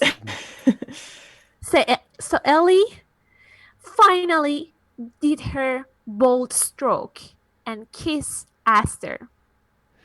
Right. And that was after Aster kind of saying, it's not like the thought.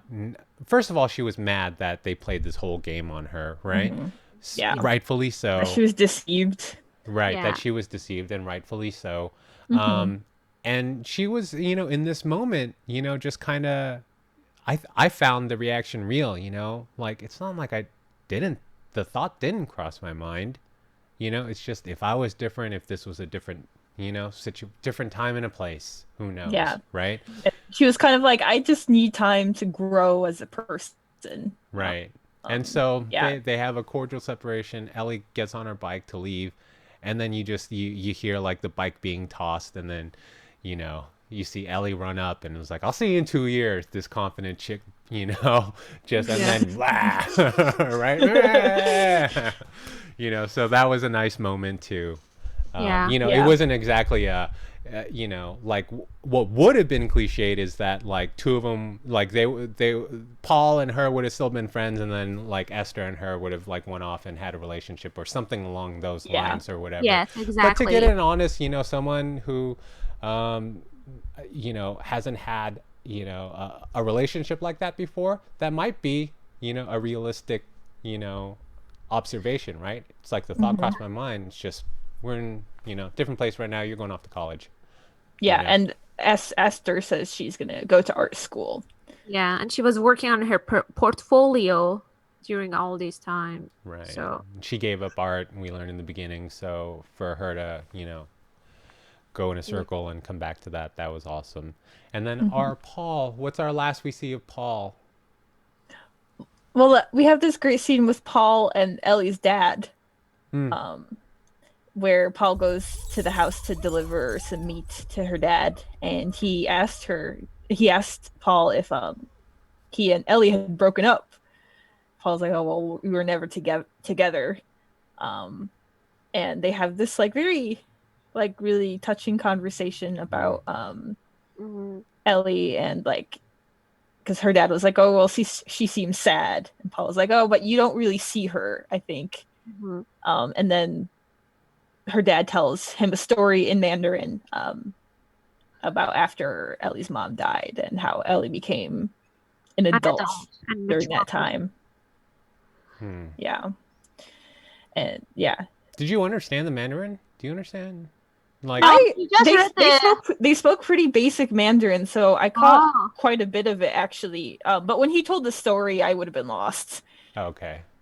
But like the other lines, it was pretty basic. Okay. Nice. Right So I on. was able to catch it along with the help of the subtitles. Right. Yeah. Yeah. And to wrap up, so we get a very Asian dad, right? He doesn't even want to step out to see Ellie on the train, right? He just kind of waves from the kitchen, even though it's killing him inside, Yeah. He's washing dishes, just you know. But inside, he's like, fucking my girl. See his daughter go.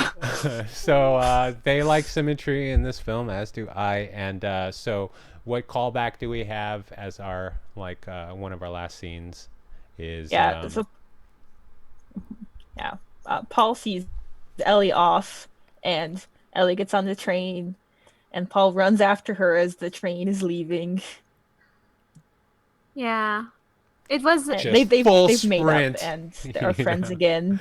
Yeah, which is Yeah. awesome. It's the way it should be. yeah, it was an And she's awesome laughing film. and crying, and it's really cute. Yeah, yeah. Yeah, and that's the half of it. So the other half is any no, well, hopefully this is not the half of this podcast because we're already over an hour in. Okay, so Yaz, you mentioned you had some issues. Why don't you start us off with some of the things? I don't even want to call them issues. What are some of the things you'd want to see improved? I think, hey, so okay. So going back to the style of the movie, Are you really going to talk with that Groucho mustache on?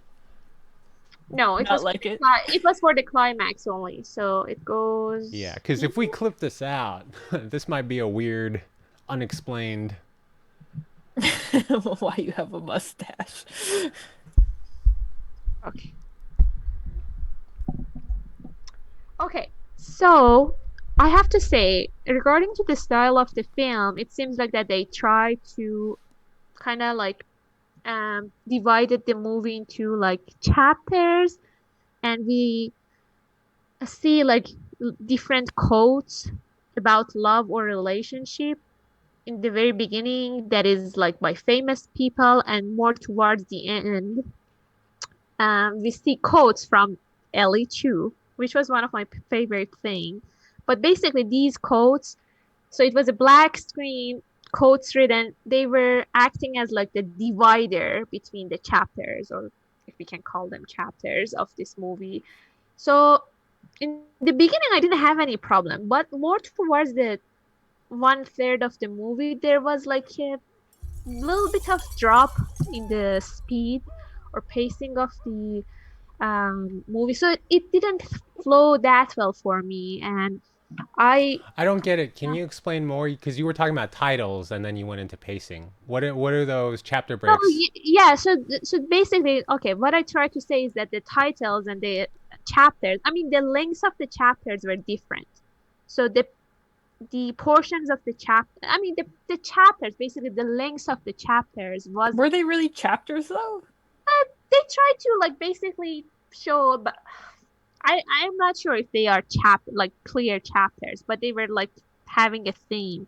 So they were disproportionate in terms of like the material that goes into each section.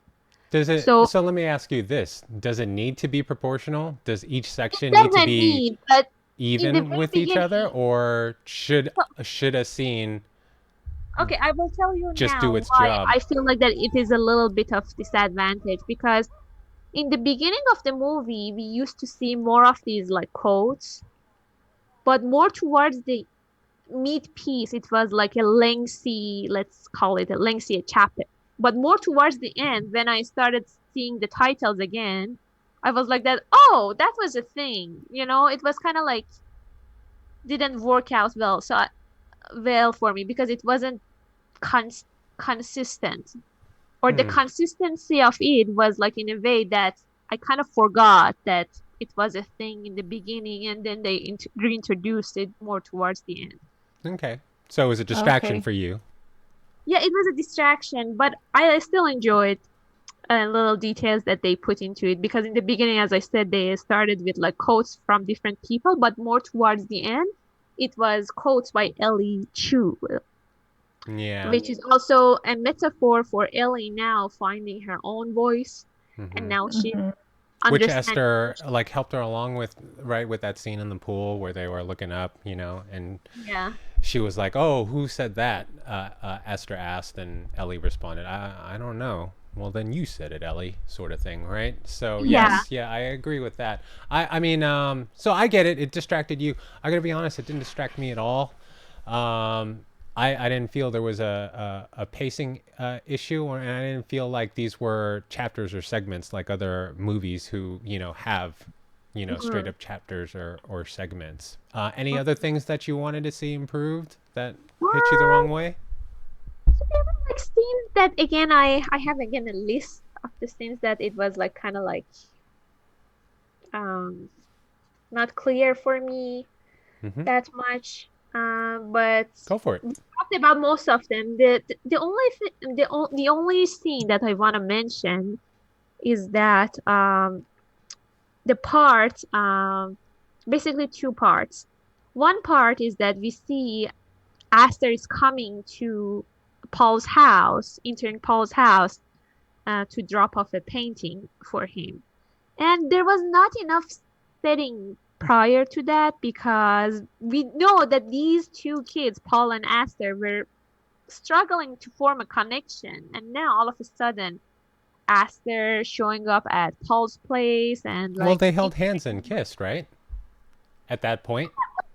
I but mean, if I'm holding someone's hands and kissing them, then I would feel comfortable to knock on their door to drop a gift off. yeah, but also it was like kind of after like an unexplained some sort of unexplained leave from the Aster because Aster wasn't there for the duration of the talent show. And I think they said that she was out of town that weekend for some or Yeah, something. she took a trip out of town or Yeah, something. it's also not like it's also a movie. So I mean, Yeah, we're but messing you know with what? time, and we're not following it like someone's vlog. So Yeah, but you know what? So I'm thinking with myself, if your boyfriend or the guy who is like kinda close to your family and is supposed to marry you is going to perform at like a school talent show, didn't you want to be there for his I don't know. performance? Did you see his performance? I would have skipped it. Yeah, but they showed scenes of her interacting with him before, and she always looked bored. Yeah, Yeah, but definitely. So I again, don't think That's she'd I be mean giving at that's him. why part of the reason why Ellie got his her phone number in the first place to start texting her, because left to his own devices, Paul ended up sounding like her current boyfriend, which was, I got a truck, let's go yeah, party, yeah, and that's exactly. her boyfriend, so why would she want that? Yeah, So it is exactly. set up that she's sort of disinterested. I will maybe agree. That didn't bother me at all, but maybe just the overall relationship between Aster and the jerk Trig. Like, why was she, more information on why she was with him in the first place, stuck around for this long. Like, is her home life that hopeless that she really wants to marry into this just to have a normal life? Is this her only chance for a normal life? Like, those bigger, broader things, like, I get. The showing up though at Paul's house. I mean, they kissed, they held hands. She wants to drop off a painting. I say go for it. Yeah, but also I mentioned that what if you're living on a small town and you don't have that many basically entertaining events in your town or surrounding you, why you have to leave or go on a trip on the weekend that your Wow, school you're has really one of thinking the too much You about really this. stuck on this. Like, seriously, I know I zapped you for, or no, I didn't even zap you. I zapped becoming the doc. So you're really trying here to like find shit with this movie, and I applaud you for it. But this feels like you're grasping at straws. What else you got? because these are all the things that leads to the climax of the movie. So it wasn't happening that So you wanted Ellie to post our itinerary for us to, or asked her to post our itinerary. So do you think like the relationship with Paul and Aster wasn't developed very well? no, what I'm saying that is that the fact that she wasn't there didn't do anything for the story actually. Maybe the storyteller, they thought they would have like an easier job writing the scene with the talent show if Aster wasn't there. So she wasn't So seen. rewrite it then. That Aster's there. How does that play out? That's how I know don't know to answer, but probably they thought because they wanted to give Paul this like hero status. They want to like highlight Paul's role in Well, the because Or they she just went on want to the concentrate on what's important, is solidifying the fact that Paul's a nice dude. There's a turning point. People fucked with Ellie, and she's on stage by herself trying to give a performance. You know, adding another complexity to that by having the third triumvirate of the main characters. You know, like what is she supposed to do then? You know, no like while she's that in the audience. that's The I get. point, They so you have to examine what the intent of a scene is, right? The intent of this scene is to show just how thoughtful, right, Paul was, right? So why muddy that up with the other third, like, storyline in this? You know what I mean? So I just don't, you know, like, I can get where technically you're maybe wondering technically why she's not there. Like, why did they all go to the school? But it, I mean, that's fine. It's your dissatisfaction. You don't like it, so that's fine. yeah, because it didn't happen. Like I but get it set up to enable Esther to spend the day with Ellie in the later scene because she got back early from her trip and her parents didn't know she was back yet. So she's like, I'm free all day. Let's hang out. Ah, that's a good point. Yeah. I mean, that makes sense. Well, I mean, and we also have like a 90-minute runtime.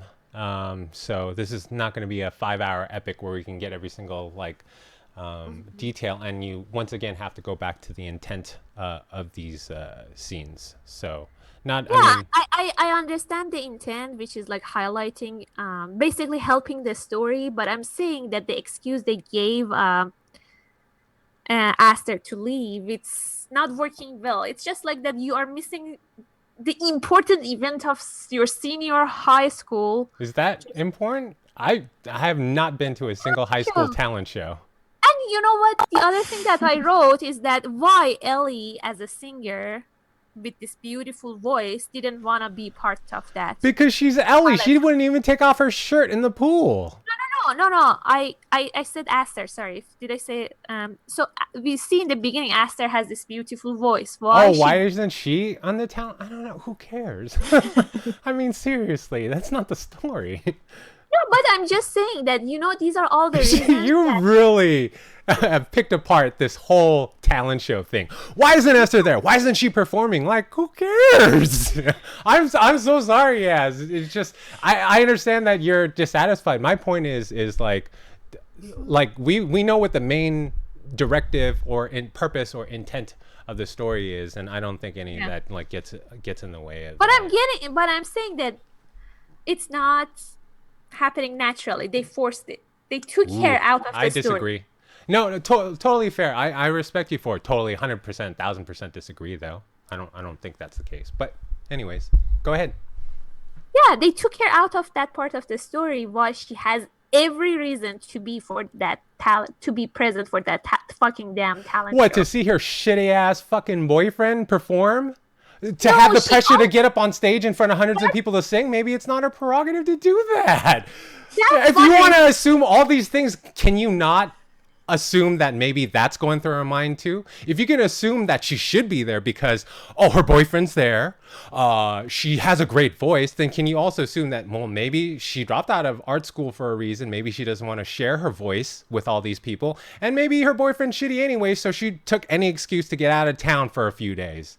How about that then? If we have to jump to the conclusion that technically maybe she should have these reasons why she should have been there, then technically maybe we can come up with these reasons why maybe she wouldn't want to be there. And by the way, it helps move this, 90-minute story along and keep its pace. Okay, I will just drop the last piece here because earlier we heard Aster's father is like a Nazi of some sort because he's so strict. So how did he let Aster leave for a trip during that strange weekend? She has relatives in that You've city. really just honed on to Aster. Just really like, this trip. I'm so glad you're not Aster's parent. She might have fucking committed suicide by now. Shit.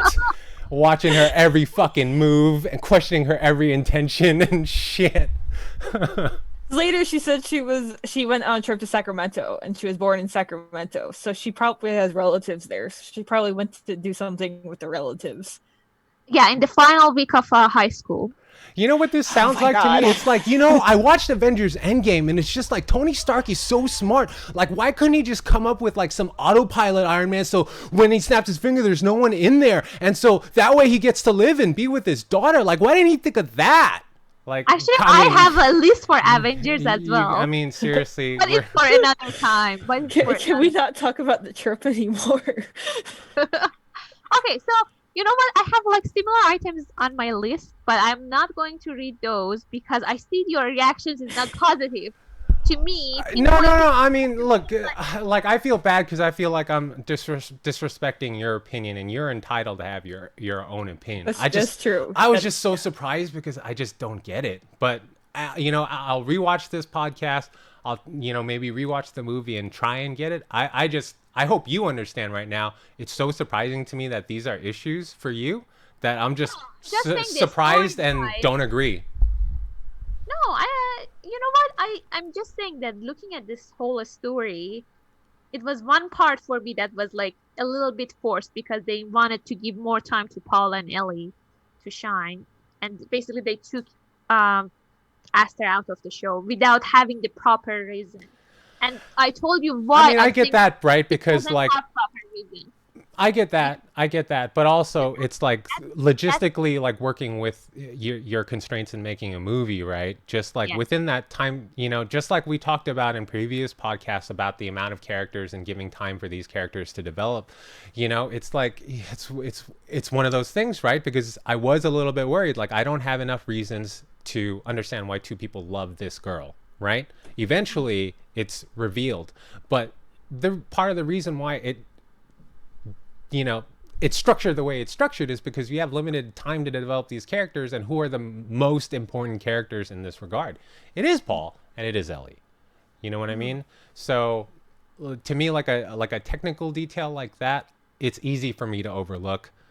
I get that for some people it'll like stick with them and, you know, hang up on them. I know there are some people that fucking go crazy over Braveheart because like they see like a gaffer or a car in the background. It's like, how's their fucking car movie set in fucking Braveheart times? You know what I mean? You know, and it just ruins it for them.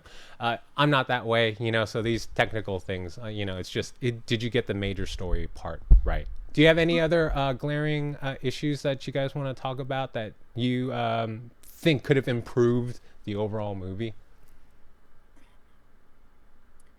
Go ahead, Yaz. It's okay. I'm not going. doing- nowhere You though. have your voice. You're not like Ellie needing to find it. So use it. Okay, so the other thing is that okay. Basically, I mentioned that some unresolved characters' story arcs, but I don't know what even that means now.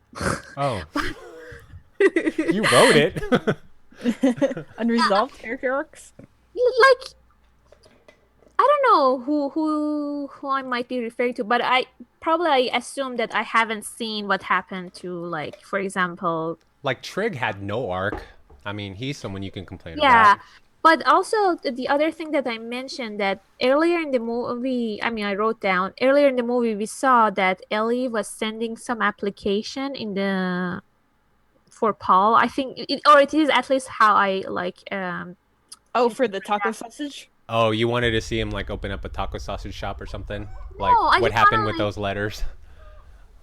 yeah, so I wasn't sure what will happen to that, or basically what we see is that like Paul kind of stuck in that small city. So I was hopeful that maybe Ellie could help him to get into a culinary school or something. But apparently the now I see that you guys are saying that, oh, it was his taco recipe. So I He kind of just- misinterpret that. I thought that she's sending applications for college or something. Oh, For no, it was Oh. for the taco sausage. Yeah, no, she was contacting different people to try to get them to try his taco sausage. Okay. Yeah, so this is my bad. Yeah. So I have small other Yeah. little details that I'm not going to mention. Oh no. Yeah, you know, Like- I think to me this is what makes, you know, and obviously everything is always going to be subjective, right? So I will tell you why I love this movie. Unless Sarah, do you want to go first with issues, improvements, plot Um, holes? I didn't really have any major issues. I mean, um, it wasn't a movie that was so detailed like Parasite is, where every single thing is set up. Right. But I didn't really care about the details much because I was just more caught up with the characters and the story, and I really love adorable things, and it was Right. just Mhm. um, and I just my notes I kept writing. Oh, this person did this. That's so cute. Oh, Oh, smiley face. Oh, heart. lots of Okay, hearts. well let's wrap this up then on a positive note and talk about just what maybe two or three things that really that to us made us feel positive towards the film. And I think just touching on what you said, Yaz, I think that's part of this is part the reason why this movie is so beautiful to me. Part of that reason why is because of the things unsaid. There was no need to say, um, "Oh, Ellie is bisexual, lesbian, gay, whatever." No Not said need. at all. Not said at all. It was Mhm. not said at all that Esther might be bi-curious. There was only one time it was mentioned, right? And that was the mother. And there was one time where it was typed where Paul was trying to do research on how, like how to know if you're gay because he wanted to find out if his friend's gay because small town doesn't know a lot. So I love the fact that they didn't need to explain shit, didn't feel the need to, right? And then just proceeded on. Like finally, because every time people make it a fucking big deal, oh, we have a new superhero and she's supposed to be lesbian. I think it does everyone a disservice. Just do it. Like if the Mhm. character was lesbian, make her a lesbian. Don't hype it and feel the need to explain it. You don't need to explain shit. Whoever you are that person. You deserve to be treated based on your character. Mhm. All right, Yes. now so off Yeah. of that, like with the letters, I think in a cliche, like in a watered down version of this movie, to me, this is what I would receive, and I wouldn't be as happy. I would have received he opens up his own sausage place or saves his parents' struggling business.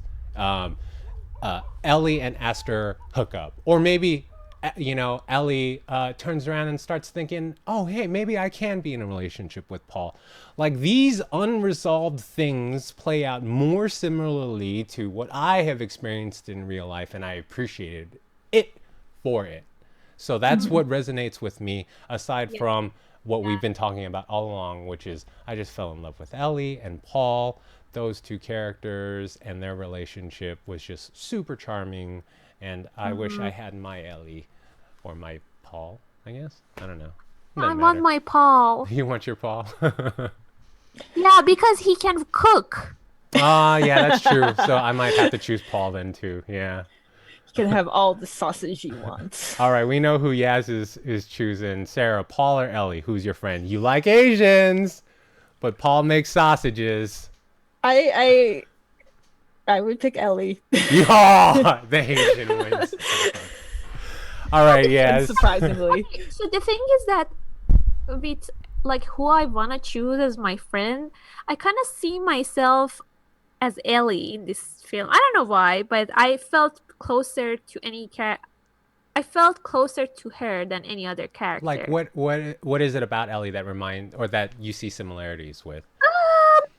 Not necessarily with my character, but because she is defined so well, and you will understand all her insecurities, also all the places that she is coming from, her if it's in regards to her past, her relationship with her father, everything is so well defined that you understand Ellie so well that you kind of feel a very close sympathy and empathy for her character. So I like her. I I'm not necessarily What like about Ellie reminds you of you? um okay, she is like in the very beginning I felt like that, oh, she's a little bit controlling and she tries to decide. Hmm. for Paul. She tries to decide for Paul. So that reminds me of myself a little bit because I did that kind of in the past with my friends. I mean, I helped them out with their relationships. So that reminds me, um, the part of being a queer. I have never been queer that much in my life. I have never doubted like my sexuality that much. But yeah, while I was in like in middle school, also I fell in love with my um and Cat? yoga instructor. No, Oh. not yeah, Whew, like thank goodness, human. All right. no, it was a girl. It was a girl. It was one of my teacher. She was 10 years older than us, and I adore her. Oh, But damn. I never initiated anything. But I thought that oh, she's. I mean, the way at the very beginning that Ellie somehow struck gets struck by like Aster's beauty and like especially when she is like singing. Um, I was I kind of like get that I get her feeling that oh if you look at a pretty girl when you are young and you think they are so perfect I can love them I should love them so I get that part also and what else so the controlling factor being a little bit queer yeah being a teenager is tough you will find yourself in a lot of messy situation and there was also a title in one of the sections that is called like oh love is messy which is Hmm. true I think that in my life I totally like experiences like different like love triangles and stuff like that so um it was a very nice movie and it reminds me of myself a lot Yeah. in those regards like being queer not being certain being confident at the surface level, like at least keeping the appearances all the time that you are confident and you're a badass, but inside you have like insecurities. So Yeah. yeah, I think that yeah, I see myself closer to Ellie, and that's why I need a Paul for myself because he's like the most genuine friend that someone could have, and So they are like sweet. caring Oh and my goodness. you can feel Very. safe with them. They Like are I thought I trust. was a decent dude, like will do the right thing when it counts, and I watched him and I was like, "Fuck, I'm an asshole. This dude is so nice. Everyone is an What a asshole compared to good Paul. dude. What a good dude." All right, Yeah. Sarah, I'm curious, just off topic, really quickly. Who do you identify with most then? Um, hmm. Are you a Paul? Are you an Ellie? We know Yaz is saying That's she's a. an Ellie. You want me to go first? You go first. Let me think about All it. right. I'm straight up 100% without a doubt Aster. Yeah. Yeah, because sometimes people just look at me and they get caught up, and you can see the glaze in their eyes as they're just blinded by this fucking beauty. So, she has a rough life. I had a rough life dealing with all this nonsense. It's like I got this thing in the upper above the neck that like works on occasion. When I find the word, I will let you know. Obviously not. I think I'm probably more like Trig or Ellie's dad. Come on, Sarah, you got to think figure so. it out. Who are you? Okay, I think I'm most like Paul. Hmm. Um, I don't know. I'm You're trying to like think an about you're how I like a acted. you're like a academic educated Paul though. You can't say you can't really say Paul Okay, so without. I guess maybe a mix of Paul and Ellie because yeah, even though I'm an academic, but I don't know. Just thinking about my interactions with my friends, Are you just Paul more? does Are you like than chill how like Ellie Paul? acts with friends. Gotcha, gotcha. Yeah. Okay, well, why don't we? We've been going on. So, do you guys want to just recap, like reasons why you like the movie, reasons to watch the movie, or your like favorite thing about the movie, as sort of like a conclusion as we head off? Unless you guys want to take this Yep. conversation somewhere else. I know the light's going I down a just want to little bit mention out something there. really quickly. I just Jeez, remind why is it another so factor that dark? I felt so close to Ellie. Oh yeah, yeah. Why? my classmates to do their homeworks. Oh, Oh, no. you did homework for your classmates? Oh my god. Yes. Oh Not my even goodness. homeworks, but like class projects. Shit.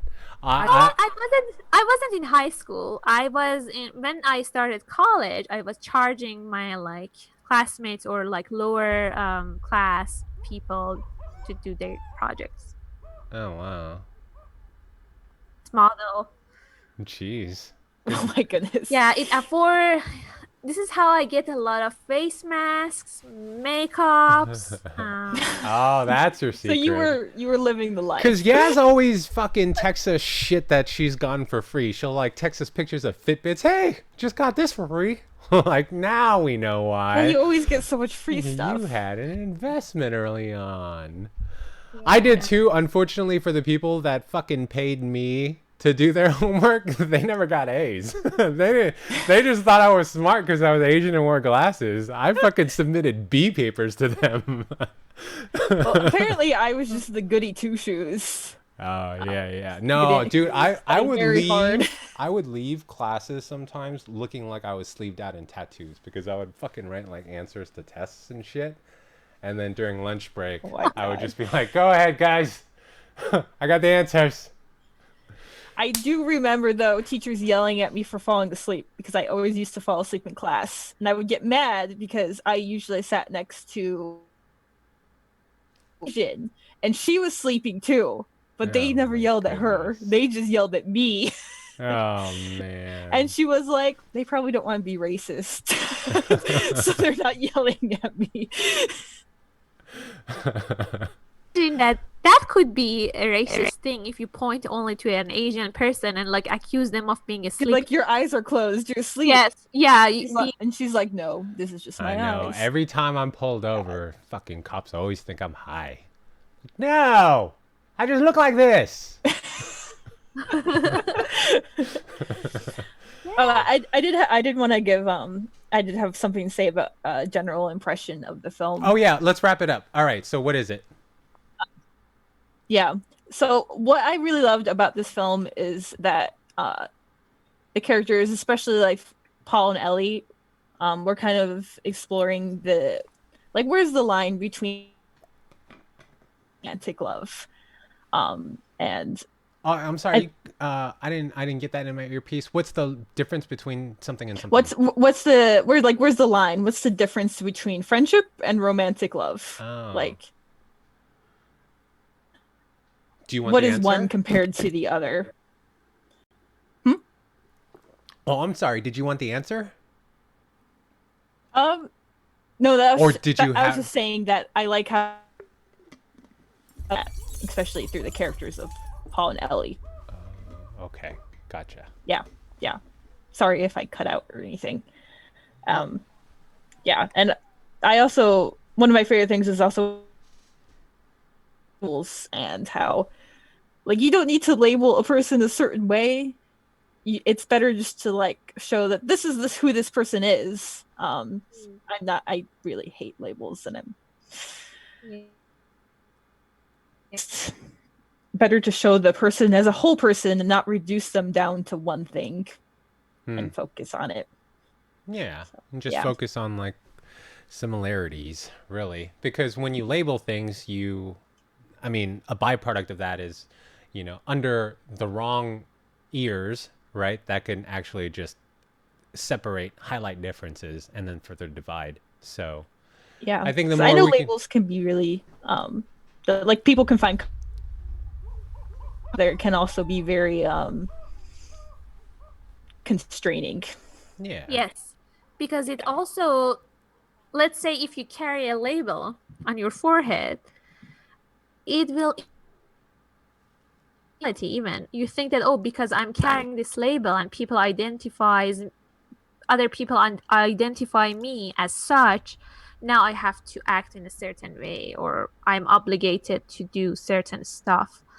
So it's so much pressure and I don't like that, and it can be also confusing and hard to break out of those shells and, let's say,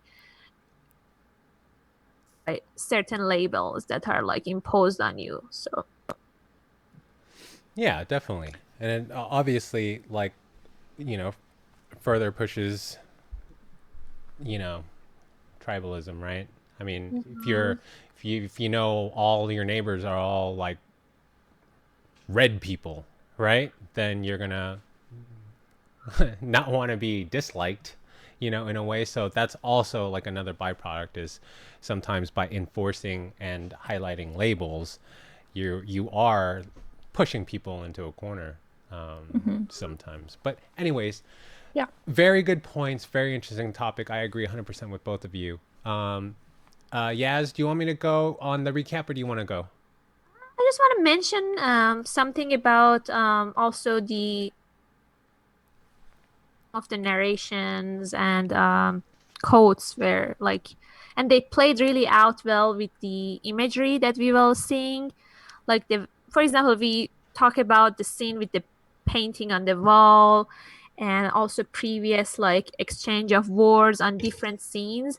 But I also like a lot of times that they were like, chatting, and everything matches really well with the actual interaction that people had during those scenes. So I really like the mix of text messages with the screen and the reactions. It creates like funny moments, also romantic and a little bit like heartwarming moments also. So like the time that also uh, I think the climax of those texts were the part that Ellie wrote as on behalf of Paul, that you deserve to be with a good guy. I'm a good guy.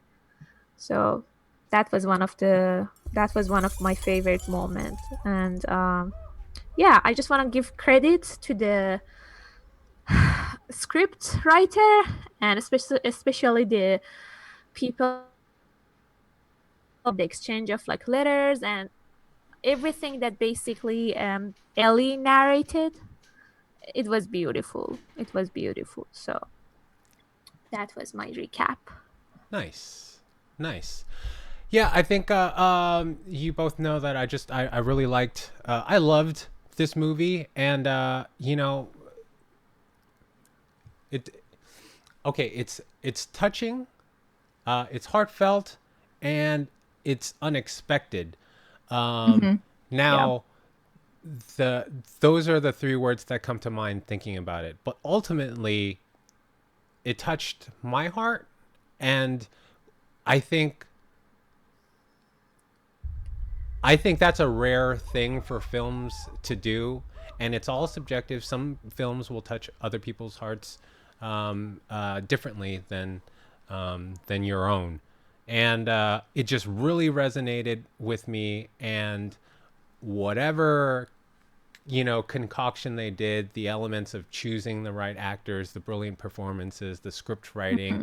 the director's love and care for the themes of this movie, it got the right mix that it touched my heart. It might not be perfect, but it was so charming that I feel like this is one of my favorite movies, definitely of this year, and is up there with like Sing Street, which also touched my heart. If it's a similar coming of age dramedy that I think I mentioned earlier in the show, so liked it. Super charming. If I had to boil it out down to one word, I just found it super charming. Yeah, I've had Yeah. the word coming of an age, so I decided to wear this mustache. Ah, I should have fucking left that phrase in the dirt back there. Now we gotta. It's just so weird to see like adorable Yaz, who we all know as a certain gender, just You look slap like on. Charlie Chaplin. Oh, really? I'm so Yeah. glad that it doesn't like that harsh dude, that Nazis dude. It doesn't look like him. No, it needs to be shorter. It's Yeah, yeah, more. no, it needs to be more. Yeah. Yeah. Okay, well, we hope you enjoyed the podcast. Do you guys have any other things to say? Otherwise, we're gonna wrap this up. It's just a great Please, movie to lighthearted Yeah, if you're watch it. feeling Yeah, the should they watch quarantine it? blues. If you got you Netflix, should they should watch watch it. it? They should watch it. Sarah, But should they watch it? Yes, Yeah, yes, watch it. watch it, It's a watch feel-good it this movie. weekend. I'm gonna try and fucking find me some taco sausages. You know what? Don't watch it from 3 a.m. in the morning to 5 a.m. in the morning. Watch it like you're a good kid.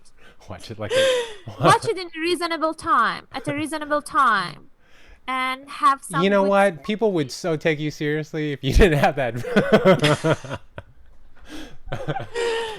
All right, everyone. Well, we hope you enjoyed this podcast. Check us out on YouTube, blah, blah, blah, blah, description, blah, blah. Have a great weekend. Wave bye, everyone. We did another one. Yes. Yay! Okay, stop.